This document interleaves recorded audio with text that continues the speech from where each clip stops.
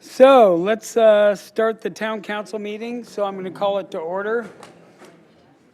Tuesday, September 16th, 2025 at 5 p.m.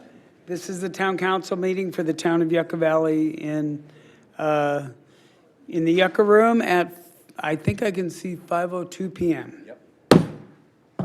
So let's do with call to order, roll call. Council members Abel. Here. Dennison. Here. Lombardo. Schooler. Here. And Mayor Droz. Here. Now we have the Pledge of Allegiance, and I'd like to ask our added new Deputy Town Manager, Frank Lucchino, to start that for us. Please join me. Ready? Begin. I pledge allegiance to the flag of the United States of America and to the republic for which it stands, one nation, under God, indivisible, with liberty and justice for all. Thank you, Frank. Do we have anyone for the invocation? I don't think so. There's no invocation this evening. Okay. So now we have presentations, introductions, and recognitions. So let's go with the High Desert Water District.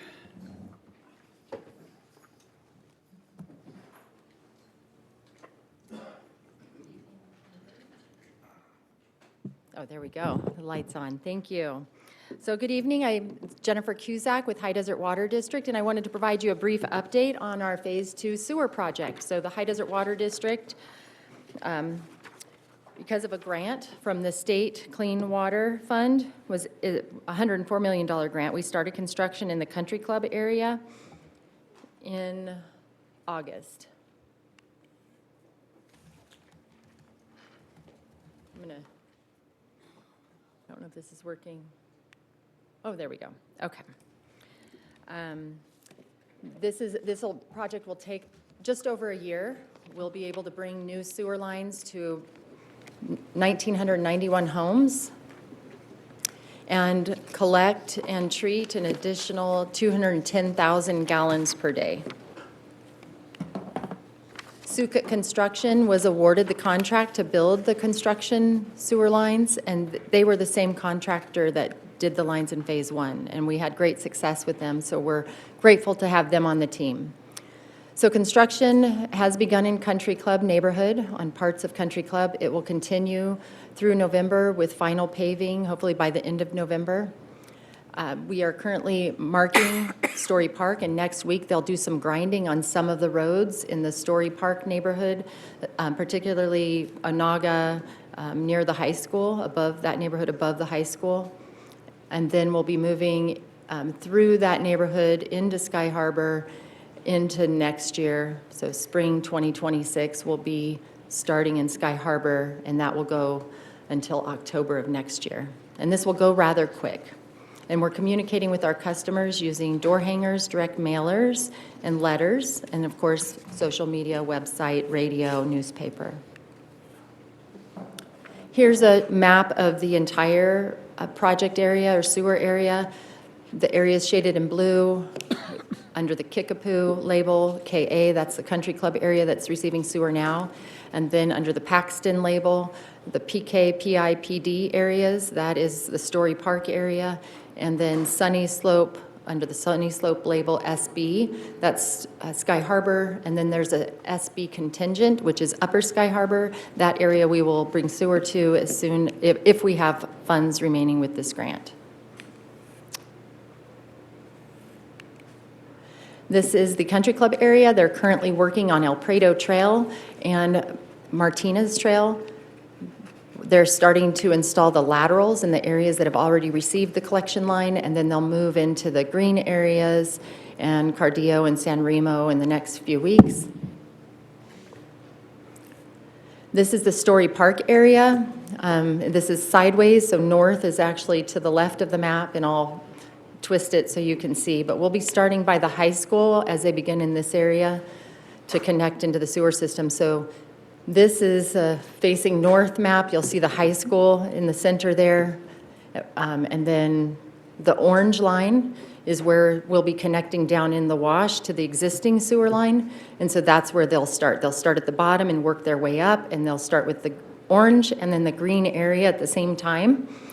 That's area 1A and 1B, and then they'll move into the yellow area and up to the top of Story Park in the Alta Loma Estates. And then they'll move into the pink area in early 2026, February 2026, which is the Copper Hills Homes area. And they'll grind the streets probably in February in the Copper Hills Homes and then start the construction there. We have all this information in detail on our website at hdwd.com/phase 2 sewer. And then the private property connection process, the private property owners will be responsible for connecting to the sewer line. This is not part of our grant. We're able to bring the public infrastructure to these homes under the grant, but the property owners will need to plan to hire a contractor and connect when that time comes. There are low-income programs. Specifically, the USDA 504 home repair program can be used for low-income to receive either a grant or a loan, depending on their qualifications to connect. There may be other financial aid available. We are tracking those in dire financial need and those who absolutely can't connect due to financial reasons, and we'll, of course, continue to see what we can do to help them. But in the meantime, we do recommend that those who qualify apply for the USDA Section 504 home repair program. Now, this program does cover not just sewer connections, but other home repairs. So it may be that this program can be used for other things at the same time. So we recommend them reach out to USDA. And then, of course, any questions that folks have, they can contact us directly at our High Desert Water District office at 760-365-8333 or email us info@hdwd.com. Our website is kept up to date. And then for those who have questions specific to construction, SUPKIT has a project hotline, the 714-957-2021. And I'm happy to answer any questions you may have. Mayor, if I might just be able to add a couple of additional comments. Of course. Jennifer, thank you for the update. I don't think that we can underestimate how much value the district is providing to the residents in Yucca Valley through this project. $105 million is significant. It's amazing. And for those in Phase 2 to be able to connect without an additional connection fee or an additional assessment district is absolutely amazing. And really, a number of years ago, who would have thought that would even be possible? So our thanks from the town's perspective for the work that the High Desert Water District has done, number one. And number two, with regard to the aggressiveness in which the district pushed the Department of Fish and Wildlife to be able to get your incidental take permit on a program level is amazing. And so thank you for that leadership. We appreciate that on behalf of the district. You're welcome, and thank you to the town of Yucca Valley for your partnership with the Western Joshua Tree permitting. That will help property owners. That's something I didn't say, but we will include the Western Joshua Tree census and permit under our project for the private property connections as long as they are connecting with the alignment that we've identified in our project design and submitted to the state. So thank you again for your help with that. I know it's been an all hands on deck with us and you and the county. Thank you. Okay, thanks, Jennifer.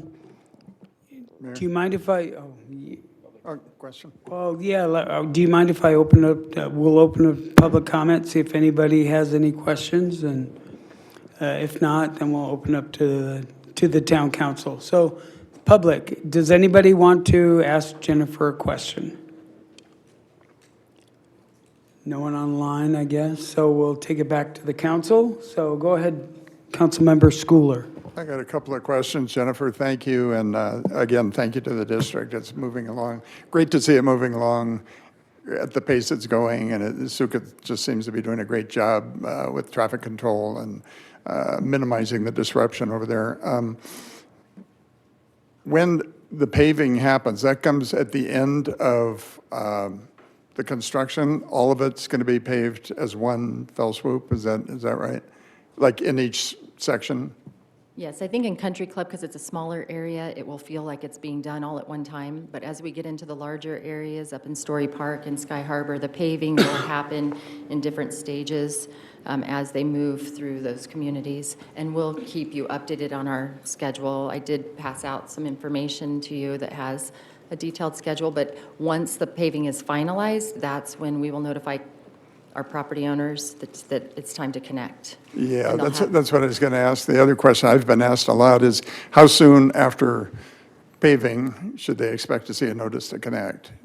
So once paving is complete, then we receive a sign-off from the town that the roads are satisfactory, and then we'll begin preparing the letter. Then the letter gets sent out, and then they'll have 180 days or 6 months minimum to connect. We recommend that folks connect as soon as possible in that time frame. We believe that it's the least costly time to do it because, first of all, they fall under our Western Joshua Tree permit, and they don't have to get their own. Secondly, oftentimes contractors offer lower bulk pricing during that initial phase when they're already mobilized. Okay, thank you. And then one last question on the Sky Harbor component. Copper Hills Homes, is that the extent of this, the Sky Harbor component of this project? No, the Sky Harbor includes the entire Sky Harbor, all the way up to San Andreas, all the way over to Palomar. So you're going to be And doing that too? We will be doing all of Sky Harbor. Oh, okay, okay. The upper Sky Harbor area, which is east of Palomar, up toward Macris and Black Rock Campground, that is the contingent area, which we will sewer if we have money remaining.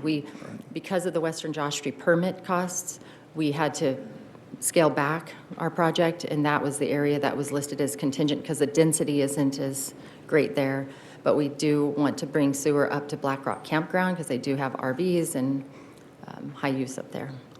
Great, terrific, thank you. Thank you. Anyone else have a question or comment? Yeah. Mayor Pro Tem. Thank you. Yeah, protecting our groundwater is vitally important, so we thank you so much for what the Water District has done to do that.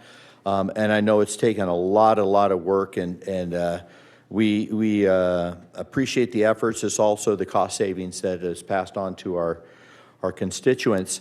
How can you tell us real briefly again how you determined the list of what parts of which neighborhoods would get connected?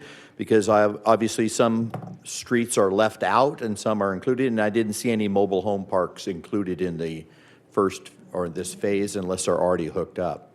So the mobile home parks in town are connected currently. The grant that we applied for had a very limited time to spend this money. We had less than 12 months. So we really had to go for the areas that were of high density, that there was existing road right-of-way that the town had control over, so we didn't have to obtain any easements. So areas in the country club area that were left off, it's because some of that will require an easement from Caltrans to run those connections down near the highway. And some of the areas that are not paved, they do not have dedicated right-of-ways, so we'd have to get individual easements from each property owner. So the areas that we're able to do in this time frame Yeah. and the constraints. Thank you. That makes sense. And then also, are you going to be providing again a list of accepted or acceptable contractors for your lateral hookups? No, during the first phase, Yes. we had an expanded use loan that helped private property owners with the private property connection costs or loan. And that required us to have a list of interested contractors. We don't have that list this time. Instead, we just recommend, just like an individual would hire any contractor, you can search for your contractors online, get multiple bids, make sure they're licensed and they're reputable, and they're pulling the proper permits. Okay, and then, of course, if somebody would build a home on a lot that wasn't already developed, then they would have to pay for the cost of connecting and disturbing the pavement that's been put down. So the ones that are now laterally connected, they have those places where they'll connect to, and you'll have maps, detailed maps for those contractors to be able to hook up accordingly. And I believe they're running laterals to the vacant lots also. Oh. Where, Really? but I'll verify that, but I believe they are running them to some of the vacant lots. Wonderful. And are they mandated to connect, the homeowner? I know there's an advantage for doing it right away because of the Joshua Tree. So we are all in Yucca Valley, at least in the downtown area, under a septic discharge prohibition that the state Regional Water Quality Control Board adopted in 2011. They've extended the deadlines. The current deadline for these areas is December 31st, 2031, or when the sewer becomes available within that 6-month period. So there is a mandate from the state. They have shown that they're working with property owners, and their goal is compliance and connection to protect the groundwater. So yes, there is a mandate to connect, and certainly property owners would benefit from doing so they don't be subject to that. Well, perfect, and thank you so much. I had the opportunity to come to your ribbon cutting. It was well done, well attended, and very impressed with the contractors you've chosen, because in the past, they've done a great job communicating with the residents.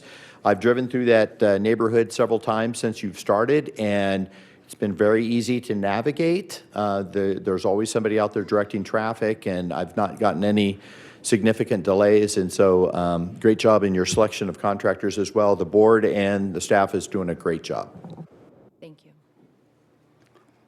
Right, anyone else? No?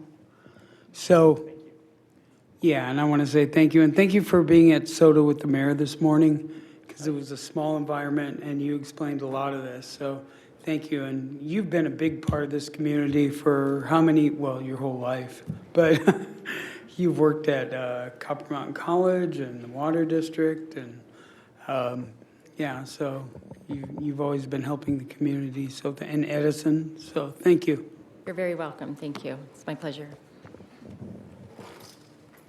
Okay, now we have San Bernardino, yes. Now we have San Bernardino County Transportation Authority Measure I updates. Good afternoon. Good afternoon, Mayor and council members. Thank you for allowing me to be here today. My name is Louis Vidari. I'm with the San Bernardino County Transportation Authority, also known as SBCTA. Today, I wanted to provide a brief overview and reminder of the role SBCTA, and especially Measure I, plays in delivering transportation projects in the town of Yucca Valley and throughout the county. SBCTA is the regional transportation planning agency for San Bernardino County's 24 cities, towns, and 5 supervisorial districts. We were established in 1973 as the San Bernardino Associated Governments, the county's Council of Governments, a role we still play today. And we're designated the county's chief transportation planning agency in 1989. Our governing board consists of representatives from the 24 cities and towns and 5 supervisorial districts, including among those representatives is Councilman Dennison, who also serves as our board president this year and has been doing a tremendous job. Amongst our primary duties, SBCTA is the administrator of Measure I funds. Measure I plays a pivotal role in the funding, planning, and delivery of transportation projects throughout San Bernardino County. I've got a quick video, if I may. Is that volume on?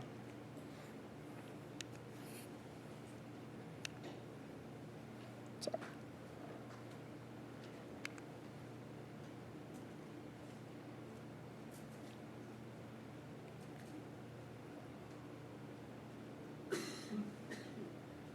I apologize. Got it?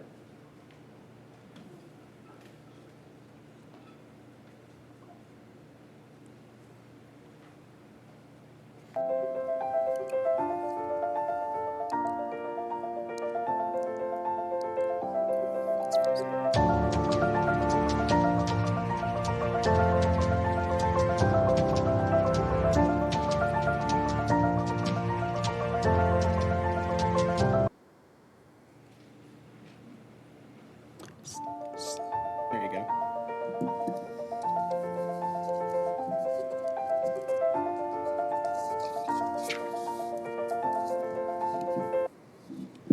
So while we're waiting, is Measure I just about roads? It's got a variety of things, and we can come back to the video in just a moment. But no, it's not about roads. It's about transit. It's about safe routes to school. It's about local streets and paving projects, sidewalks, gutters, amongst a lot of other things, including major regional projects and public transit like Basin Transit and senior and specialized transit options as well.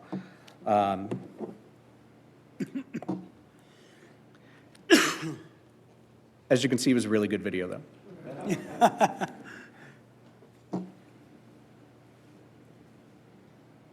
We'll be posting that online, and I'll make sure that everyone has a link to it. I apologize.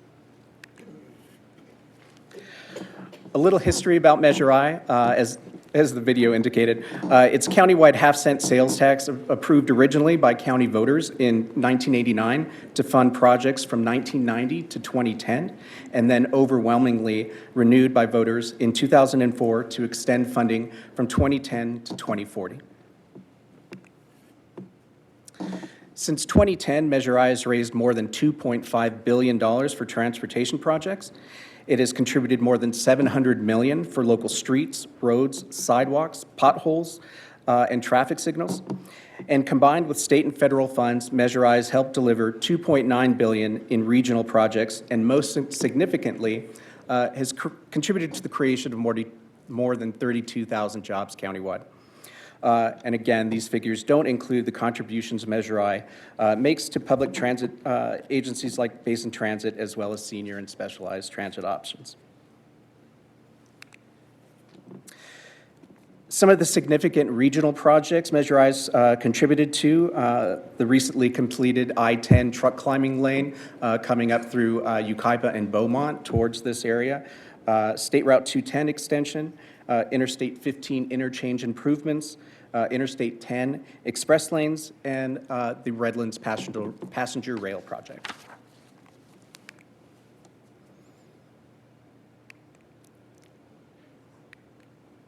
There we go. Here within the town of Yucca Valley, some examples of local projects that benefit from Measure I are townwide streets and arterial projects, pavement improvements, traffic signals, Palm Avenue widening, Yucca and Ornega trail improvements, Sunnyside Drive improvements, and upcoming major improvements to State Route 62. One of the key components of Measure I passed by voters was the inclusion of taxpayer protections. Among these are an independent taxpayer oversight committee to provide citizen review and oversight to ensure that funds are being spent properly. A cap of 1% of Measure I funds can only be used for administrative overhead. And Measure I funds are regionally allocated based on a return to source model, which provides a reliable funding source for the town for transportation projects. Most recently, for fiscal year 2024, it was a little over $1 million for local projects. As we're seeing the budget issues at the state and federal level, we're pretty proud at SBCTA of the track record of doing things cost effectively and efficiently and in line with the voter-approved ordinance.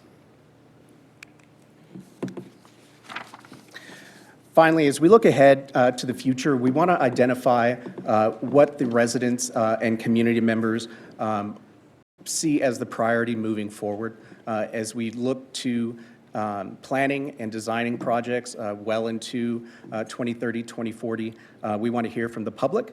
If you can go, please take our survey at gosbcta.com/measureI. Register your comments. Please let us know which projects that you really liked, which projects that you'd really like to see in the future. And we really want to hear and take your input into account as we plan ahead. That's it. I'd be happy to take any questions. Thank you. Is there anyone in the public that would like to comment on this or ask a question? No, no one online? Okay, let's take it back to the council. If I could be first, I want to mention on this flyer we have, it also mentions Yucca Mesa Road and Buena Vista intersection improvements. Is that still, it wasn't on your presentation, but is that still part of Measure I? Yeah, I was coordinating with Alex on that. Maybe he can clarify, was that the Yucca Mesa and? Yes, the Yucca Mesa point of it, yes, it is, sorry. Good evening, Mayor and Council. Yes, it is a Measure I project. That's correct. Great. That's one closest to me, so I was just curious. Thank you. And any other council members? Thank you, Mayor. Louis, thank you for being here. And, one of the things, I'm currently the chair for SBCTA, and I've been on SBCTA for quite a few years.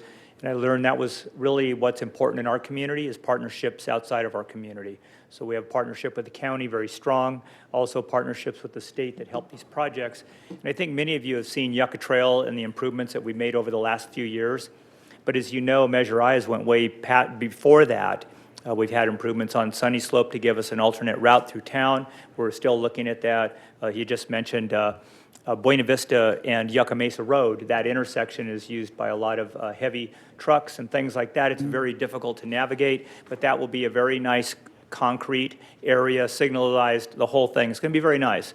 So the projects that you don't notice, and this is kind of funny, I say it quite a bit, for our community, going there, working with SBCTA, getting us on the project list, telling of what we need in our community to make it a safer place for us to navigate in our community. And I think the most important project that I ever did and got approval, we had 2 items this time on a list, and that was the sidewalks that you see over there on Little League Drive. Right there in front of the Miracle League field and the soccer fields and all that, we've got sidewalks there for the kids. And I know it seems so simple in a town like ours where kids are over there just going crazy and playing, but it creates a safe environment. You look around our schools now, we actually have curb and gutter. We keep the cars in the roadway. We have walking paths for the kids. And Louis mentioned it earlier, it isn't just roads.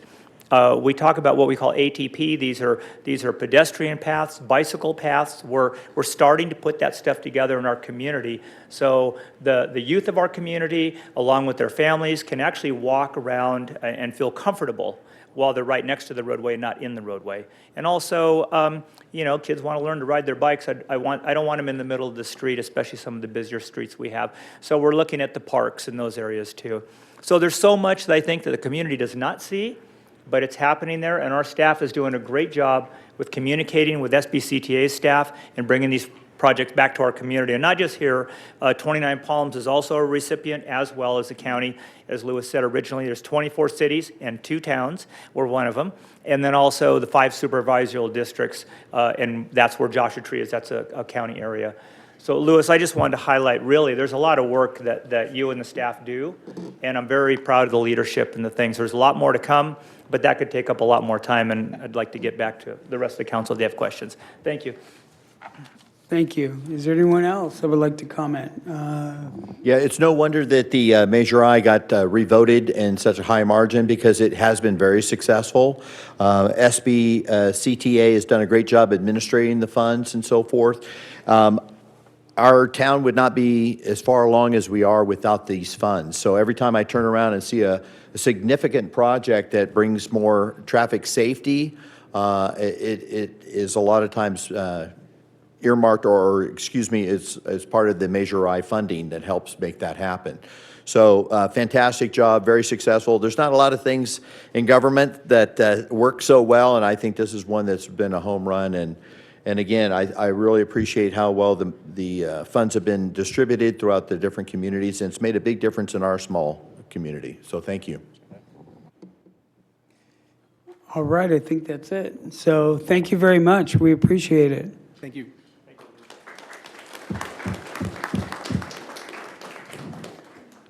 Now we have, see here, introduction of a new town employee. All right, thank you, Mayor and Council. Frank, I'm going to ask you to take the walk of shame, if you want, to the podium there. You'll notice a new face as part of our town team tonight, Mayor and Council. It's my pleasure to introduce our new Deputy Town Manager for Administrative and Community Services, Mr. Frank Lucchino. As you know, the town's been operating without a director-level position in Administrative and Community Services for a number of years now. Starting in May of this year, we launched a nationwide recruitment effort to fill this critical position. We utilized professional services of Peckham and McKinney to help us through that process. They identified 49 applicants from all across the country. Through that rigorous process and review, ultimately, Frank was identified as our top candidate. One of the primary objectives that we had as a team is identifying an individual that can come in and hit the ground running from day one. And that's really what we're excited about with Frank.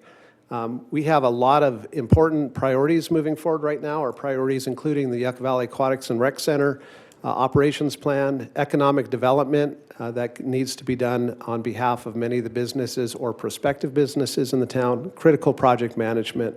Frank will be responsible for many of these council's key priorities. So he brings a lot of experience to the town in the form of private and municipal leadership at multiple levels. I guess at this point, Frank, if there's any knock on Frank, it's his dedication to the Pittsburgh Steelers. How that's possible on the West Coast, I'm not sure, but I guess by supporting a mediocre team, you have to have unwavering loyalty, right, Frank? The ability to deal with disappointment, and most of all, tough skin, which is necessary for any management job here in the city. So all kidding aside, we're thrilled to welcome Mr. Lucchino to the town family. Know that his efforts will be instrumental in delivering many of our town council and community priorities. Welcome, Frank. You want to say a few words?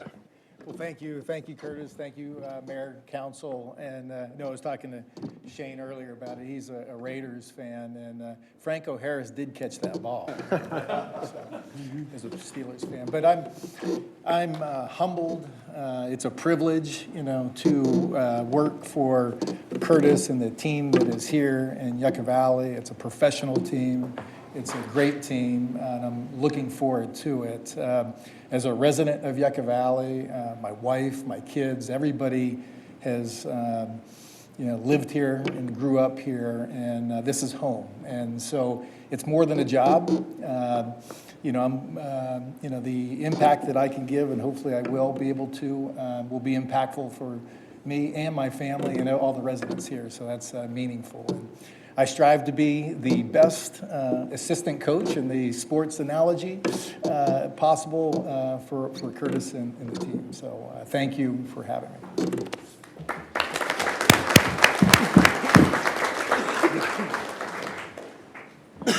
So is there anyone in the public that would like to comment or ask Frank a question?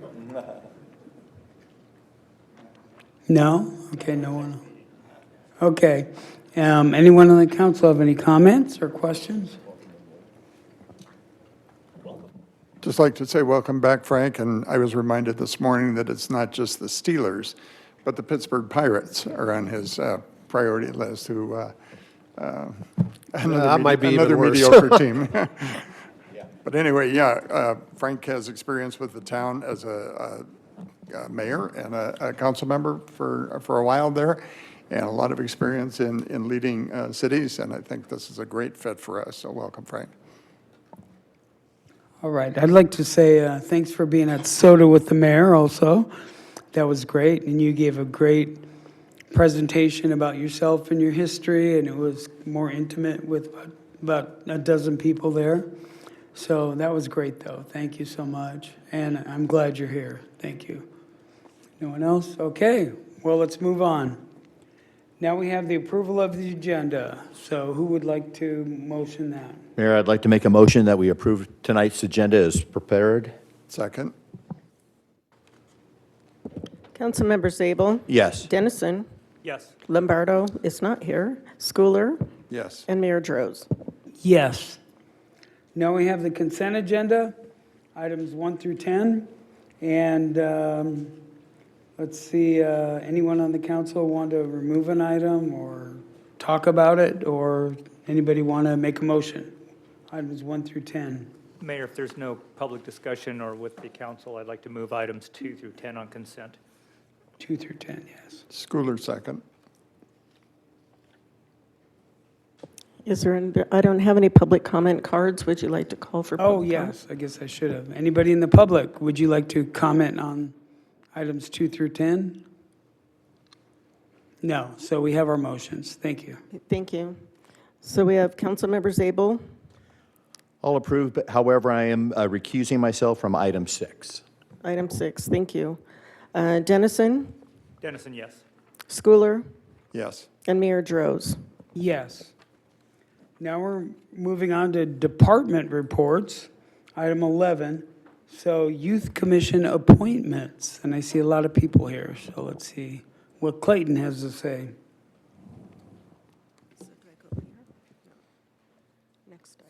Honorable Mayor and Council, the item before you this evening is the 2025 and 26 Youth Commission appointments. So the recommendation before you is that the council approve and appoint the 39 applicants recommended by the Parks, Recreation, and Cultural Commission to the 2025 and 26 Youth Commission, and authorize the Parks and Recreation and Cultural Commission to review future applications and make subsequent appointments on behalf of the council. Really fast before I get into some of the other details, after the staff report, I've got a couple of youth commissioners that would like to speak. In past years, we've had anyone that would like to come up, but we have 39 applicants, so that would be a little bit more time consuming than we typically allow.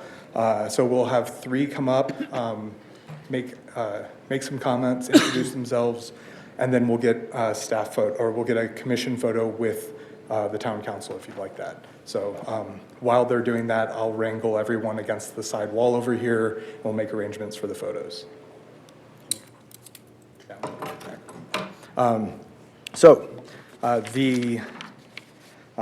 The Youth Commission this year, we received a total of 40 applications and found the entire group to be an excellent section of the community. We have 22 new applicants and 18 returners. 26 of those are high school and 14 are middle school, representing a total of 12 different schools from both MUSD, charter schools, home schools, and other programs. I'd be happy to answer any questions after public comment. It's really a great group of kids, and I'm really excited to introduce some of them to you and to kick off a really fun and entertaining and productive year. Thank you, Clayton. Is there anyone in the public that would like to comment on this? No? Anyone online? No? So let's take it back to the council. Jim? Sure. This is an impressive group. Clayton, good job on recruiting. I wonder, you say here that staff can structure the program to accommodate the additional members.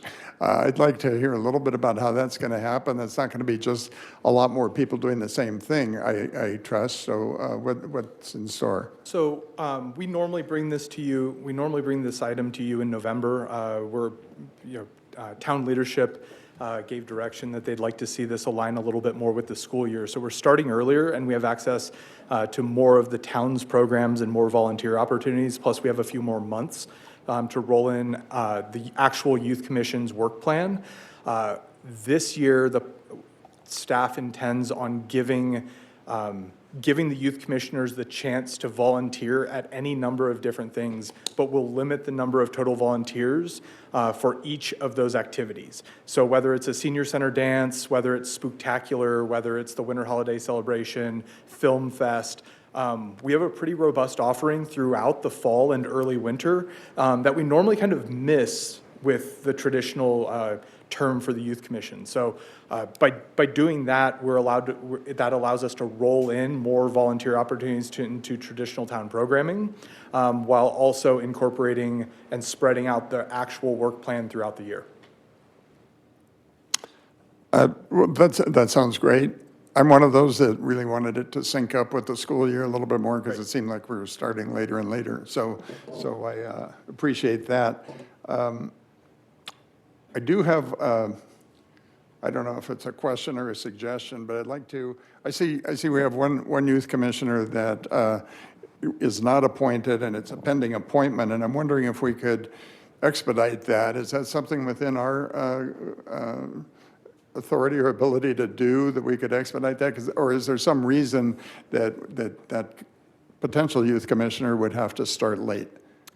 This is a function of your Parks, Recreation, Cultural Commission operating with 3 individuals. This individual was a daughter of a sitting commissioner, and so she could not act on this item until we had 4 PRCC commissioners. It's certainly within the authority and within the prerogative of the council to approve if you wish to do that tonight. But there's no real reason that individual should have to start late, nothing that's holding things back. Well, I would suggest that we do that, but leave it to the other council members to chime in. Okay, let's see what everybody else has to say. Councilmember Dennison.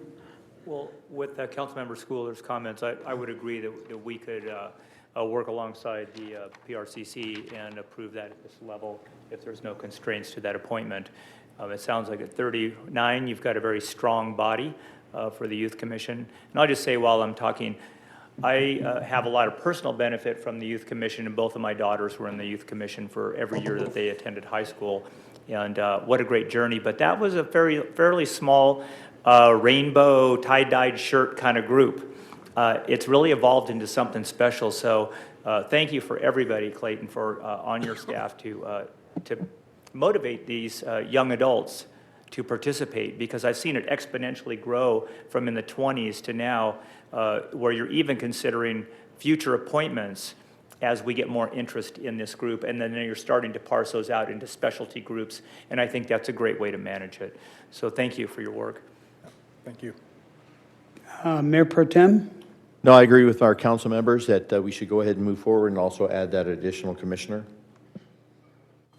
All right. Well, thank you, Clayton. Let's see. So let's see if let's see here.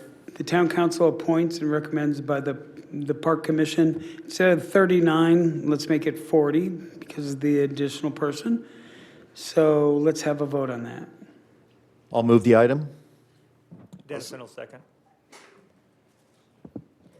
Councilmember Zabel, Yes. Dennison. Yes. Schooler, Yes. and Mayor Droz. Yes. Thank you, Clayton. Thank you. And then I'd like to invite Let's all Acacia go Smith, Kalea Powell, and Brendan Wheeler up to introduce themselves. So we have our longest term youth commissioner, we have a second-year youth commissioner, and we have a new youth commissioner, and they represent both MUSD and non-traditional school systems.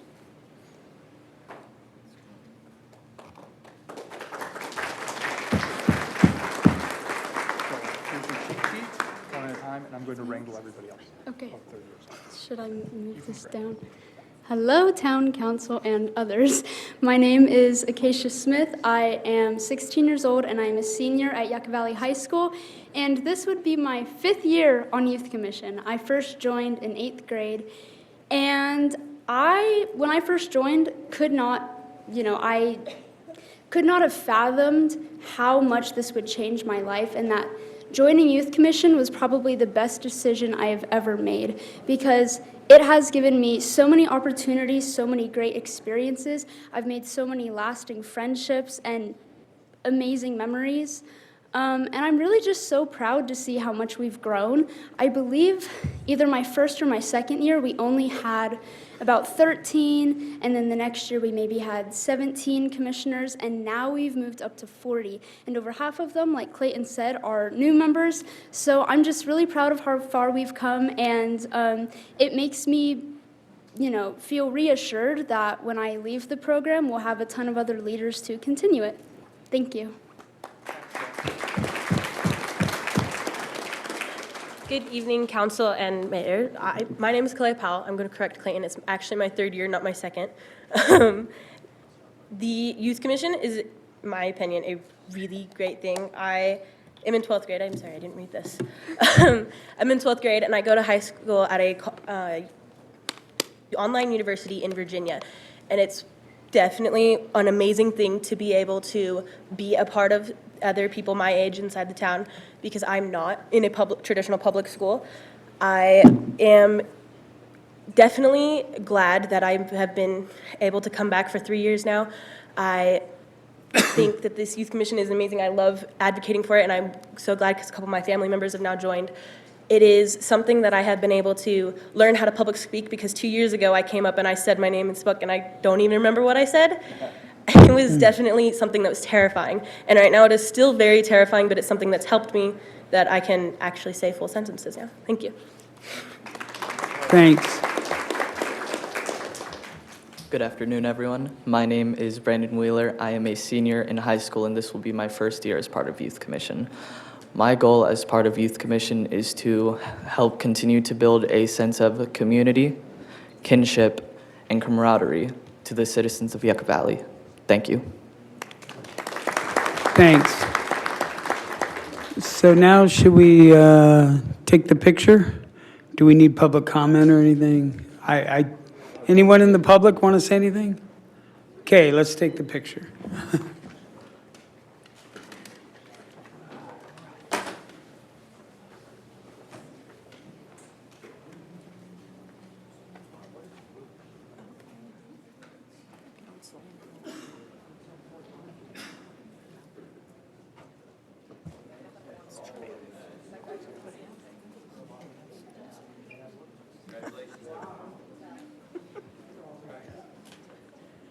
It's much ado.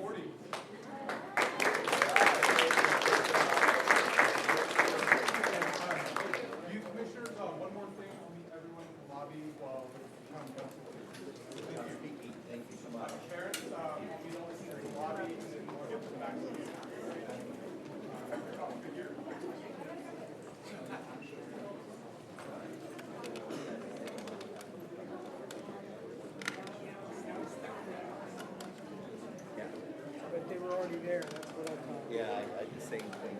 We're already so organized. I'm not going to undo it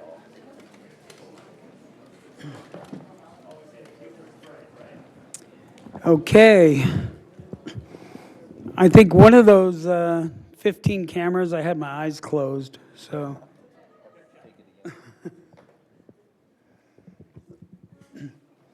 So now we'll move on to the 2025 San Bernardino Point in Time Count final report. All right, Mayor and Council, maybe not as exciting as Youth Commission appointments, but nonetheless, we're going to do a tag team on this presentation this evening, provide you a little bit more information than we have in the past. So I'll be providing some of this, and then we have the opportunity tonight to hear from a first-time volunteer, Miss Amy Collingwood. So Amy, if you want to come on up, that'd be great. In her professional capacity, Amy is in data analytics expert in the IT field, and I think you'll hear some of that knowledge as part of our presentation this evening. And then lastly, Lieutenant Huff will also chime in on a few of the different impacts that we have from tonight's presentation. So with that, let's move to the next slide. Council will recall that as part of your adopted strategic plan, identifying the needs, resources, effective delivery, and assistance to the unsheltered and unhoused through continued coordination with our county and nonprofit partners remains a medium to high strategy and action plan within your approved strategic plan. So we always want to highlight that. That's one of your goals and direction to staff. Next slide. Some of the current activities that the town of Yucca Valley is engaged with in executing that priority is active participation as a member of the continuum of care at the county level. We participate and sit as a committee member on the East Valley Regional Steering Committee. We have potential for financial support of homelessness providers, and that is either through your general fund or through your Measure Y allocation. Tonight, what you're going to hear about is the point-in-time count coordination, and I know that some of our council members also participate in that. And then lastly, coordination, ongoing coordination with our regional partners, local providers. This can include both local nonprofits, houses of worship, our county partners, the many different departments within the county as well that provide services to the unhoused, as well as the town itself. All right, next slide. So January 23rd, 2025 was the Morongo Basin point in time. You'll see by the numbers that we talk about and some of the experiences that we had executing the account that I had to pull a picture from 2024 because we didn't have as many successes like this in 2025, and we'll talk about the impacts of that. But let's move on to the next slide. So what is the point-in-time count? Why is it done?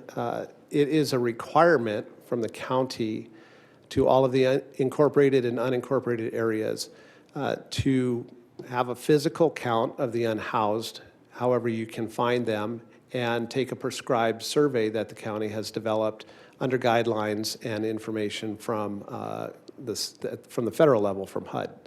This information is used in the formulation of federal resource allocation. That's a different conversation, and we'll touch on that today, whether this is really the right metric and the current metric in today's environment that should be used, but the reality is it is used. We had 41 trained volunteers that go through specific county training.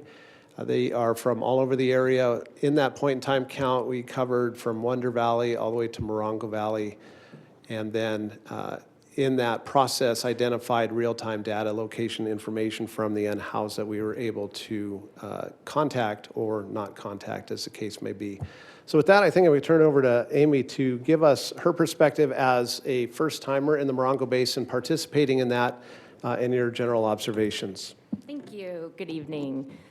So just a little more background about myself to provide some context. So I currently work for a technology company that specializes in software for solving complex issues within the government ecosystem.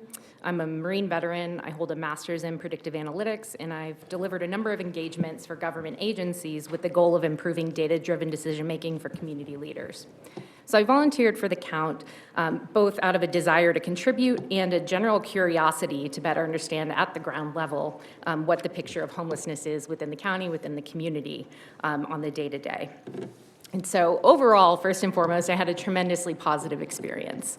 I was surprised to be the only volunteer who seemed to be a member of the public and not employed by the county.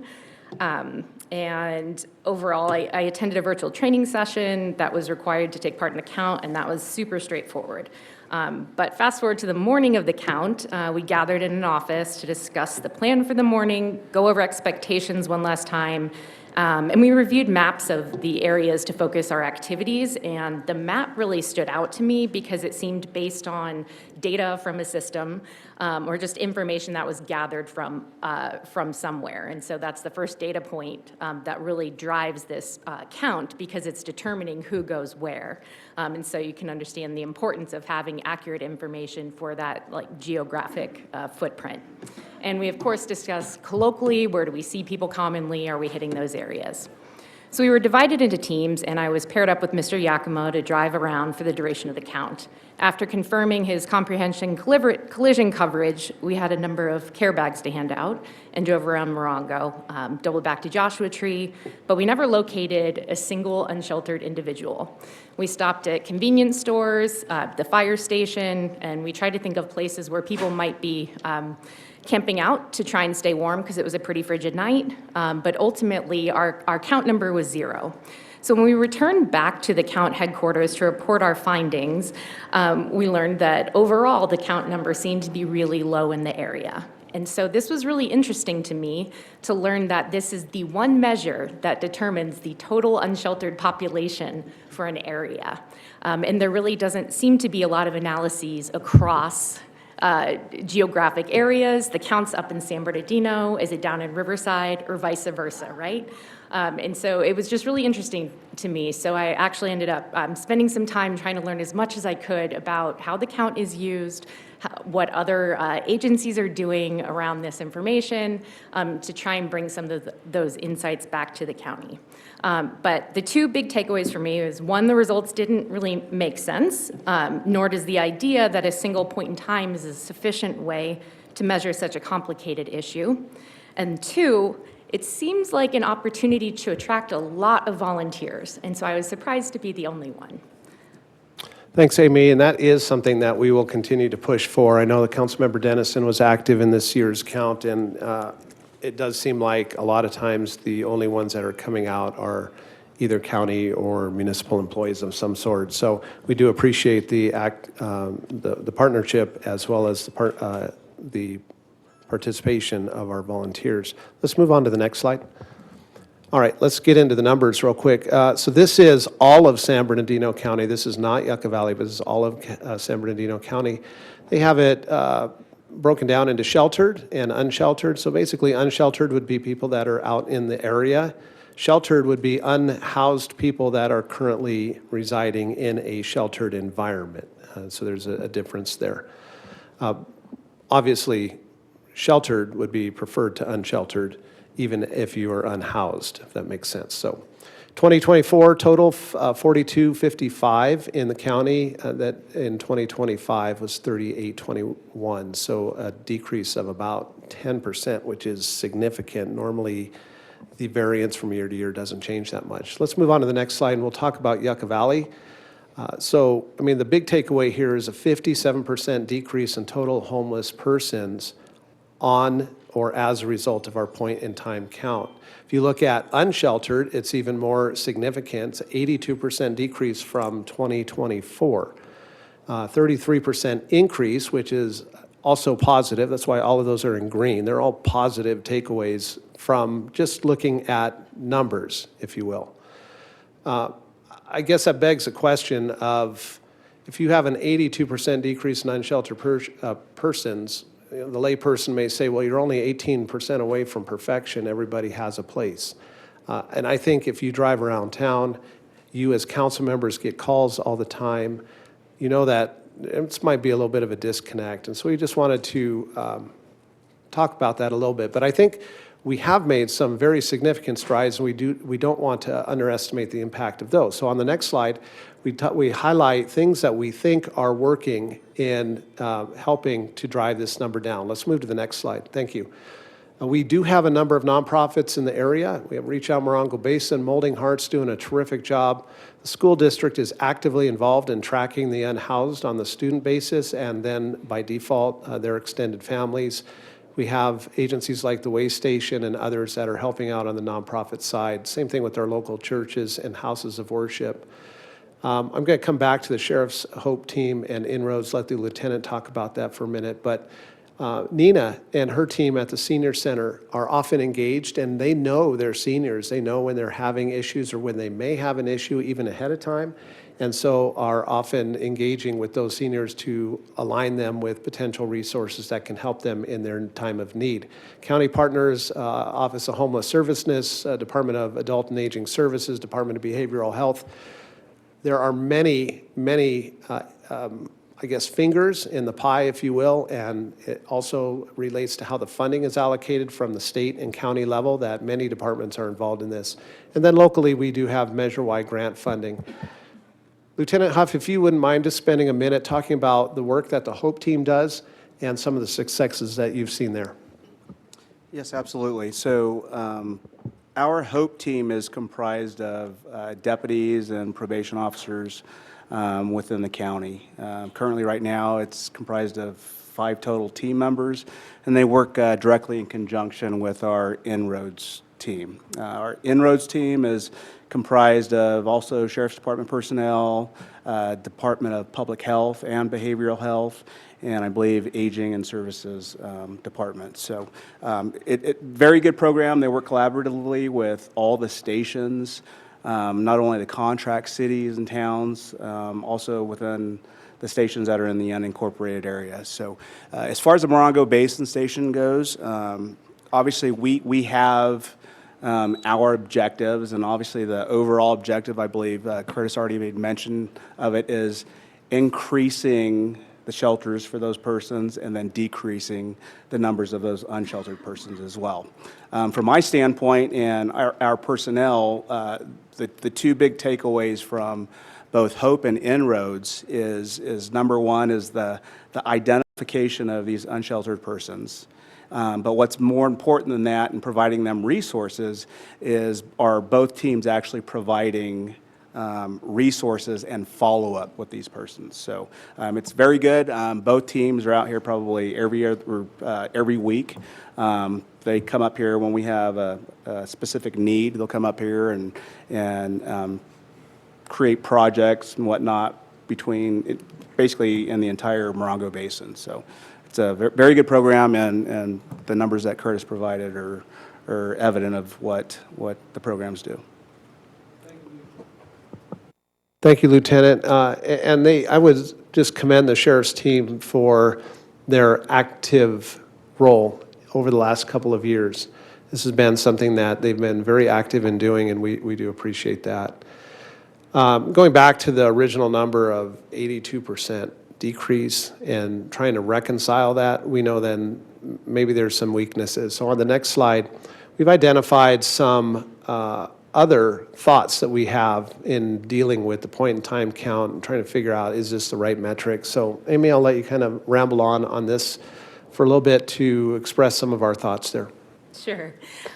So the lesson with the point-in-time count is really that a single measure of a single day is not comprehensive enough to base all decision-making around, right? But it is truly the only measure that exists today that captures to such detail the unsheltered population. But we have to look at this in the context of, there's a significant data lag. So it's September, this happened in January, right?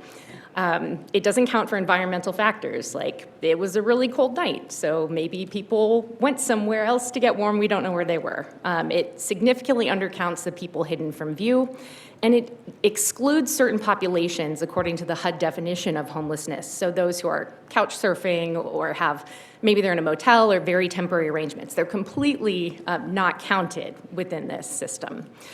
So in isolation, the point-in-time count is really not that actionable.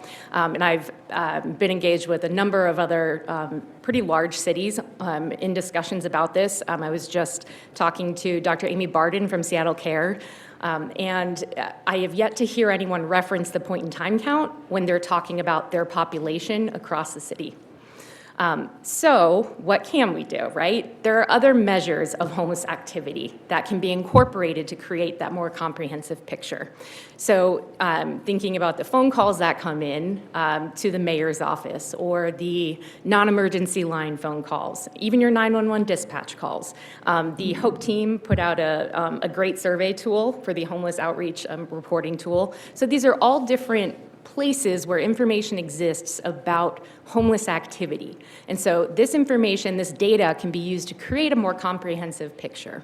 And so integration of that data is just one step, but also connecting the data to develop a more robust picture and understanding is ultimately the direction that community leaders are really trying to go across all of these systems. Yeah, and it's difficult because we are a relatively small municipality. We don't have the resources that the county has. We don't even have the resources that larger agencies have. But yet you're talking about real people in need, unhoused people that have, some have families. And it's a real issue for them in their day-to-day lives. And so we do want to be sensitive to that. One of the areas, let's go to the next slide, we just kind of highlight what we can continue to do. Street outreach, rehousing, I think with all of the partners that we identified is going to be very important. One of the probably biggest gaps that we have in the Morongo Basin is the lack of an emergency shelter. Clearly there's a need for that, but it's more than an emergency shelter, right? Obviously you want to have the wraparound services that are that go along with that. We do have funding through Measure Y and the Town Council's allocation for the right deployment. But really the last two, I think, kind of summarize what we're talking about tonight, and that's continuing to work with our county partners to identify, hey, what's a better measure and how do we capture that data? How do we integrate that data across all the different various touch points that are affecting this issue? It is good news. We heard at our last city-county TAC meeting last month, we got a presentation from the county, and one of their initial slides had, it was a picture of 14 department heads that at the county level have signed a compact, if you will, to data share for addressing homelessness. You would think, at least from my layperson, I'm not an expert like Amy is, but from the layperson, you would think, oh, that's already been done. The reality is it's not. A lot of this is data silos. And so to see that coming together, I think, is a step in the right direction. We'll continue to push and advocate for that. And then lastly, it may be an uphill battle here, but the point-in-time count really is meaningless if you're talking about how do you understand the issue in your community on a regular basis. Our providers have a much greater understanding of where the need is, our nonprofit providers, those that are out in the field every day helping these kids and these adults. And so they have a great handle on what this is. Point-in-time count is quite frankly meaningless. And so, but it's still required, and it's what's used for the funding, and there's the disconnect. And so that's something maybe our lobbyists can continue to help with our elected officials at the state and federal level, but we'll continue to push on that. I think that's it. Go to the next slide. Maybe question? Oh, no, 2026 point in time. After all this, you should be very excited to help in the next point in time count and not think it's completely worthless. It is scheduled for Thursday, January 22nd, 2026. They will again have in-person training. Draft maps are anticipated to come out later this month, and then we would love to see additional volunteers that can help. The more bodies that we have, the better chance we have to capture realistic data. So with that, I do want to thank Amy for coming out. Thank you, Lieutenant Huff, for your comments. Council would be open to questions after public comment this evening. All right, thank you, Amy. Let's see if we have any public comments. Anybody in the public have comments? There's Cher. Come on up.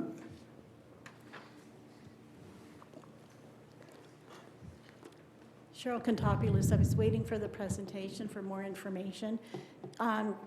I am concerned about homeless or unhoused people because when they go into a program, they usually have a dog, and then what happens to the dog? And I want to start helping figure out what to do with the dog so they don't enter the shelters. You ask any dog rescue person or somebody who's out helping, they know where the homeless people are. And there's more than 14. It might take four-wheel drive. They could be down in a river. They live in cars. They live in trailers. Ask Crystal Mackey, for example, and she can tell you. But again, we know they're out there. I mean, I'm encouraged that you don't see them as often. Hopefully they're in programs. But yeah, those numbers, I would be suspect of that. Thank you. Thank you, Cher. Anyone else in the public? Okay, let's bring back to the council. Any questions? I'd like to start with one basic question.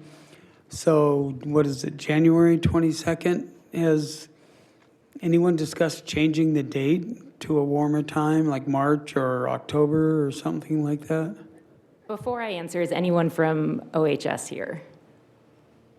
Okay, so what I understand is that nationally, it's supposed to be in January because they're trying to capture when people are going to be most in need, which is when it's cold out. So I'm not familiar with the flexibility around the date, but it seems nationally January is when it happens. That's correct. It's a HUD prescribed timeframe. Okay, thank you. Anyone else have questions or comments? I have two real quick questions. Okay. One is, Lieutenant, how many people do you come in contact with that are homeless that do not take up what is offered as far as services, medical, housing, those types of things? I believe that's the unfortunate portion of that. A couple weeks ago, I spoke to one of our HUD members and actually had a rather significant meeting with our inroads folks.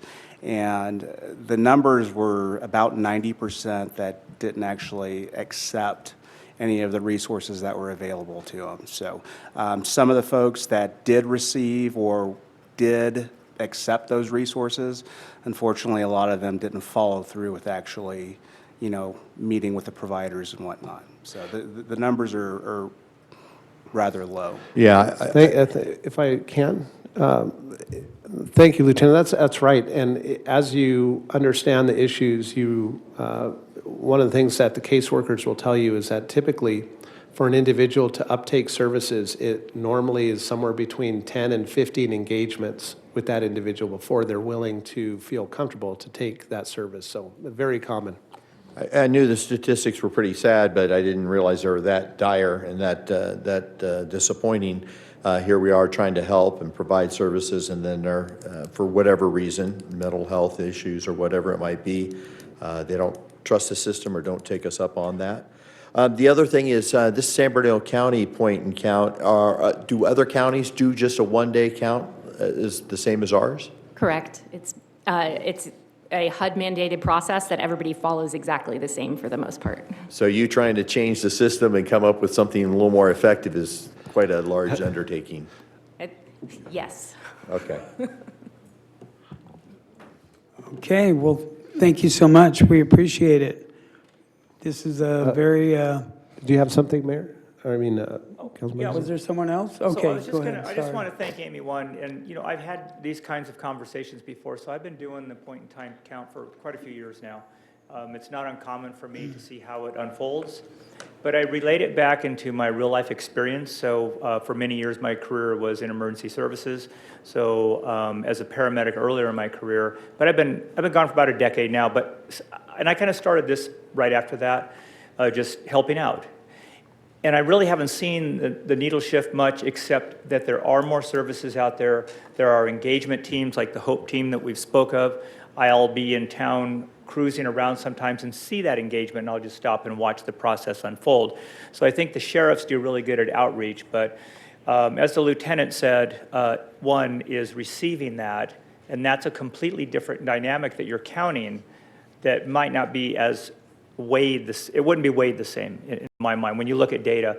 And it'd be, I guess, kind of like if you pick a day when your child was good or bad and you use that for their whole year, that might not be a good measure. Or the day that I look at my bank account and I never look at it again, it would be a bad measure also. So I see what you're talking about. I think there's a lot of room. It would be more discussions because I do love data. I dealt with that for many years, and I see what you're looking at. I want to be able to help more. I want to make a difference and move the needle and take advantage of the services out there that are offered, not just by the county, but all the way down to us individually. How can we take those resources, put them together, and somehow pair it up? And it's going to take some good analytics to do that. And I appreciate you coming here today and talking so clearly on that and looking that we may have some voids and how we're really being predictive on what the behavior is and how we can solve it. So thank you. That's good. That's really good work. And I'm so glad that you got to spend some time with Curtis yesterday, or not yesterday, during the point in time account, and connected those things for us. So I appreciate you being here and hope we hear more. Thank you. So did I skip anyone else? Are you okay? Okay. Well, thank you for all the information. This is really a sad situation everywhere. And thank you, Lieutenant and Curtis, also for the information. Number 13, Community Center Sports Field Turf Update. Good evening, Mayor and Council. The item before you tonight is the Community Center Sports Field Turf Update and Future Maintenance Plan. And the recommendation before you tonight that the Town Council receive and file the update on the Community Center Sports Field Turf Conditions and Future Maintenance Plan. Background on this issue that is in June 2025, we have applied some kind of herbicide that is on the grass at the community center. That is under our supplier's guidance and his recommendation. That resulted in portions of the turf experienced chemical burn causing visible turf loss, and the cause identified that is our supplier have miscommunicated or misunderstood that is he thought that we have a Bermuda kind of a grass all over the town, but community center is different. It is ryegrass, that is very sensitive to the chemicals that they recommended. The supplier has since acknowledged the error and committed to supporting a next seeding cycle with discounts on seed, top dressing, and fertilizer.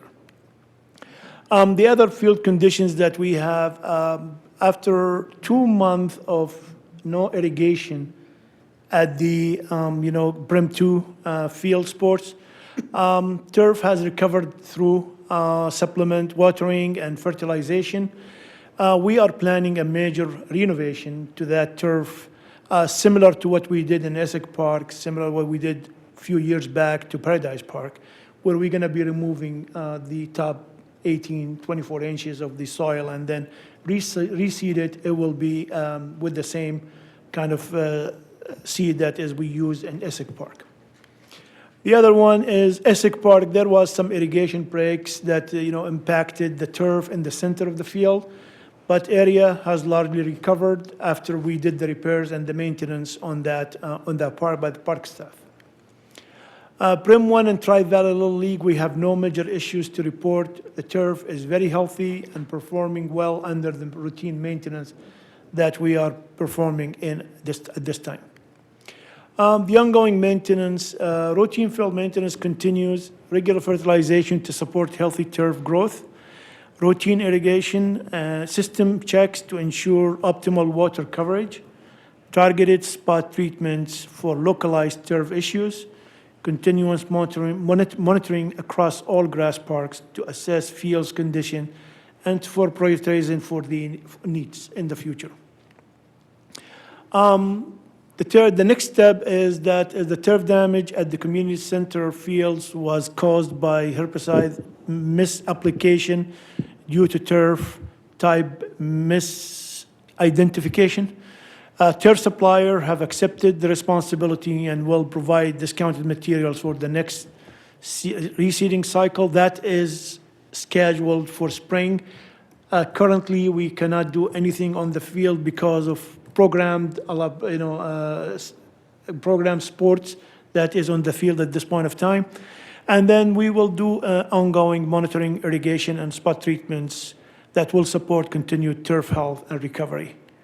The recommendation again before you tonight that the town council receive and file the update on the community center sports field, turf conditions, and future maintenance plan. That concludes staff reports. We'll be happy to answer any questions after public comments.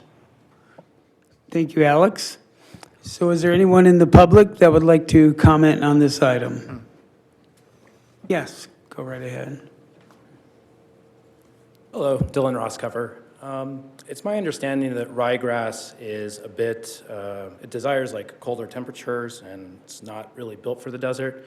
Is there any interest in making this more xeriscaped or choosing an alternative grass that's perhaps more native to the Mojave? Thank you.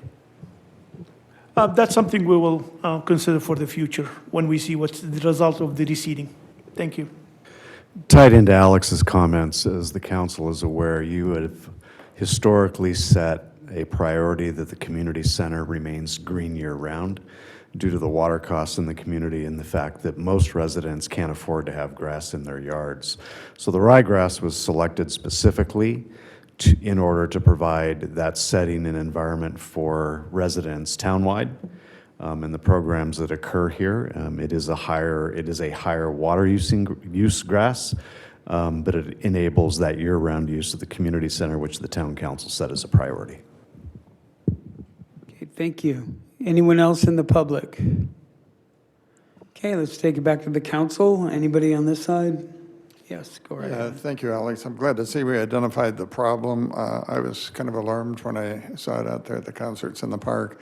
One question, I think you mentioned on Brem Field that you're going to remove 18 inches to 24 inches of... The topsoil? Okay, Yeah. so that sounds like an awful deep hole, and does that like dig up the irrigation pipes as well, or, and what do you bring in? New topsoil for all that? Yeah, that's usually will require irrigation replacement when we do that.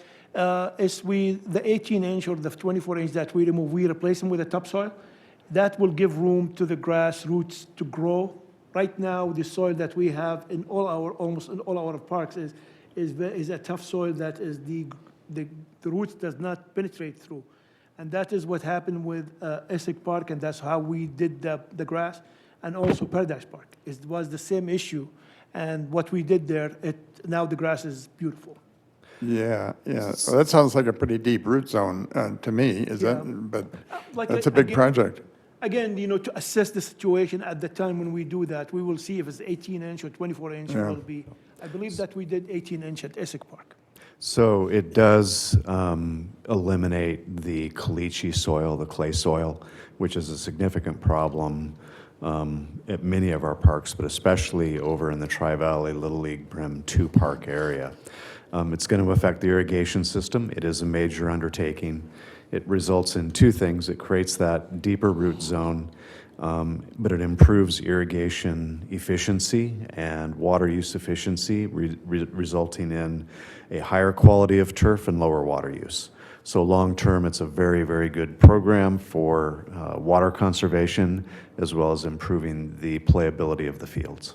Okay, great. And I assume we're going to coordinate with MBYSA for their soccer season? Absolutely. Yeah, okay, thanks. Now, there will be some impact. That's unavoidable. So we'll have to do that coordination. There will be an impact to their season. There will be an impact to games. We'll be working with the recreation staff on coordinating other facilities, but there will be an impact. Yeah, as long as we're communicating with them, I think. Absolutely. Yes, go right ahead. Councilmember Dennison. Yeah, Alex, when we did the Essex Park area, I remember we did a test for quite some time on some of the turf there for its durability and also for the expectation of improved water savings. Is it the same type of turf that we're discussing for the Brem Park? Correct. Okay, because it seems to be holding up very well because that's becoming a high-use park, and especially with the dogs, they're very high use. So it is better, I think, durability-wise. That's correct. So great, thank you. Mayor Pro Tem? No? Okay, and I don't either. Thanks for the information. This is receive and file. Number 14, public safety enhancements. Good evening, Mayor and Council. This is a follow-up item from May of 2025 when we introduced the concept of some safety improvements that we were considering. Town Council asked for some additional specific information, which is included in your agenda packet. We're going to run through this slide deck. Joining me in our presentation is going to be Lieutenant Huff, as well as a representative from Flock Safety, Mr. Wershaw. So we'll be available for different lines of questioning. But I'm going to run through this slide deck relatively quickly because I believe that we've shown most of this in your May presentation. So next slide. Flock Safety is the technology that we're talking about. I think the big number here is two of them. 2,800 plus crimes solved per day using Flock technology. 6,000 communities and growing every day communities that are protected by Flock. Once you see and understand what the installation looks like, when you drive around now in Southern California, if you're looking for it, you can see it everywhere, without doubt. So very, very, maybe the 180-degree difference from the point-in-time count technology to what we're doing here with Flock is completely driven by technology, in some forms AI as well. So next slide. Collaborative policing technology, it's basically a force multiplier, and that is really the selling point. The 24/7 service that it can provide to local communities negates the need for communities like Yucca Valley to have to continue to engage with our Sheriff's Department with continuing to build our Schedule A and cost level structure for additional deputies. So it's very, very cost effective and can provide information that will go forward and solve many of the crimes. Next slide, please.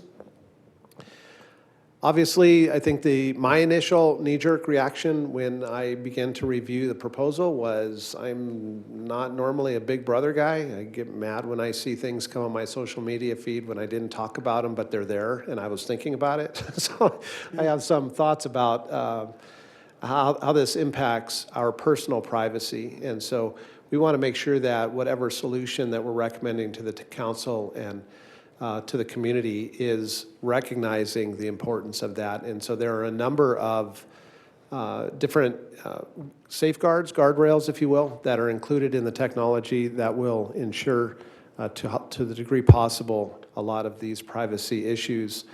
By the way, in your agenda packet, the third recommendation is for us to be able to implement this, we're required to come back according to state law to provide you a data policy of how we would handle data collection, data management, and so that's one of your recommendations this evening. Let's move to the next slide. So what are specifically we talking about? This is really the technology. That's about all it is. It is a camera technology that reads license plates. It is solar powered. The infrastructure to put it into place is simple, it's cost effective, and can be deployed in many different applications. Next slide. So this is, again, this is a description of kind of the technology that's used. Louis, I don't know if there's anything that you want to add on this slide here in terms of the different types of technologies that are allowed through the Flock system. Certainly. So what the camera does is it takes a image of the license plate. It'll do an immediate comparison of ABC 123 against pre-enrolled databases for wanted vehicles. If nothing comes up that matches that license plate, the image is just simply cached and available for review later on if it ever comes up as necessity. The camera is also going to do what's called a vehicle fingerprint. So whether there's a license plate or not, we're still going to be able to actually capture that vehicle and tell you that it's a black Ford F-150, might have another indication, maybe it's got a USC tag or what have you. So we'll give all of that information as well. Cameras will work 24/7 in any lighting condition. And again, as you mentioned earlier, fully solar powered, so very low impact on the city. And as we're not tapping into any power, we don't have to worry about copper theft and that type of thing. Thank you. You could go to the next slide, and it identifies just by bullet point what Lewis was talking about on the vehicle fingerprints. Let's go ahead and go to the next slide. Again, it's automated technology, 24/7, doesn't call out sick, doesn't have issues, is always there and always functional. And so that's some of the efficiencies that we gain in our public safety approach. Next slide. All right, next slide. At this time, I'm going to turn it over to Lieutenant Huff just to talk a few minutes about the progress that we've had in deploying flock throughout the Morongo Basin and where it's been deployed already and some of the successes that we've had. Thank you. As you all know, I'm a huge proponent of this technology, and I've been working this probably for about the last 2 years to basically encapsulate kind of the Morongo Basin. Riverside County, they're completely engulfed with flock. And unfortunately, the biggest issue that I saw is that obviously we are probably one of the major hubs to Arizona. We parallel a major railway where we have a lot of train thefts, or the proverbial train heists, and we have a massive transient population up here as well. You know, a lot of folks from LA, from up north, from down in San Diego County. So part of the issues that I found, or that I saw, was from the investigative standpoint, is that the Morongo Basin, basically we were a dark hole when it came up to any investigative data that we actually had, not only within the county, but from other adjoining counties such as Riverside County. Riverside County, like I mentioned, they have a plethora of systems set up throughout their county, and fortunately, what they've been able to do is they've actually been able to help us solve some of our crimes. The problem that we see up here in our detective bureau sees is that we don't have a local database. And what I mean by that is, obviously, like I said, we have a lot of transients that come out here, commit crimes, and go back to their respective neighborhoods and cities and whatnot. The question is, what do we do with our locals here that are committing a bunch of crimes?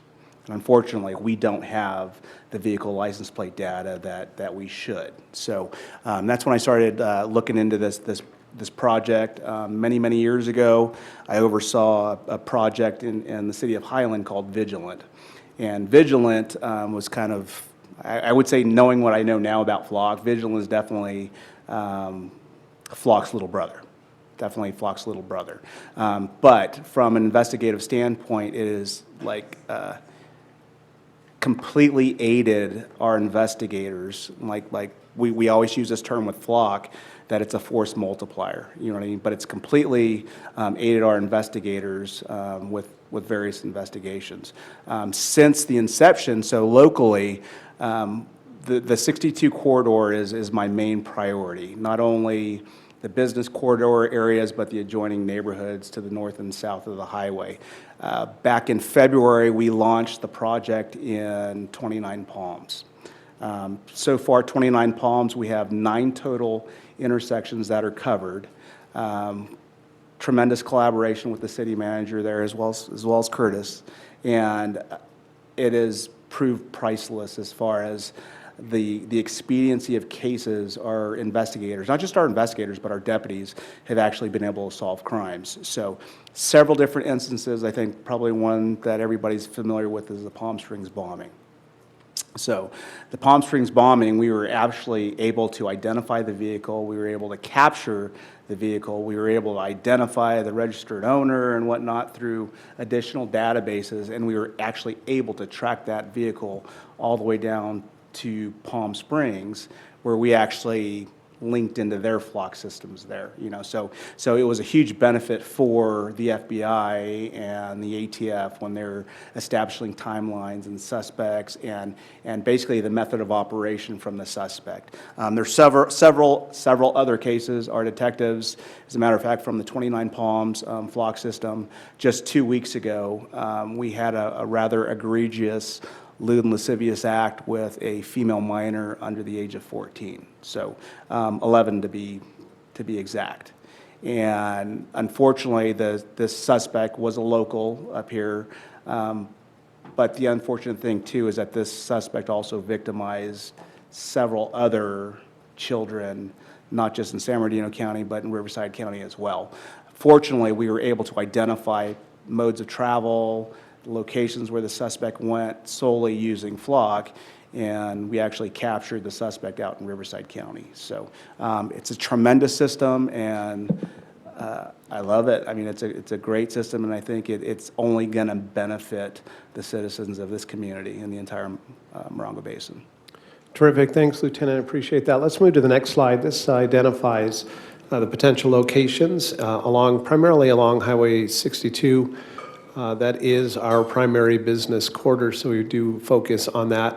It's important to recognize that the technology is scalable. So kind of my thought was, as we begin to deploy it, well, let's start small. Let's ensure that we can see how the technology works, flush out any bugs, whether they're data-driven or whether they're infrastructure or permitting with Caltrans or whatever that might be.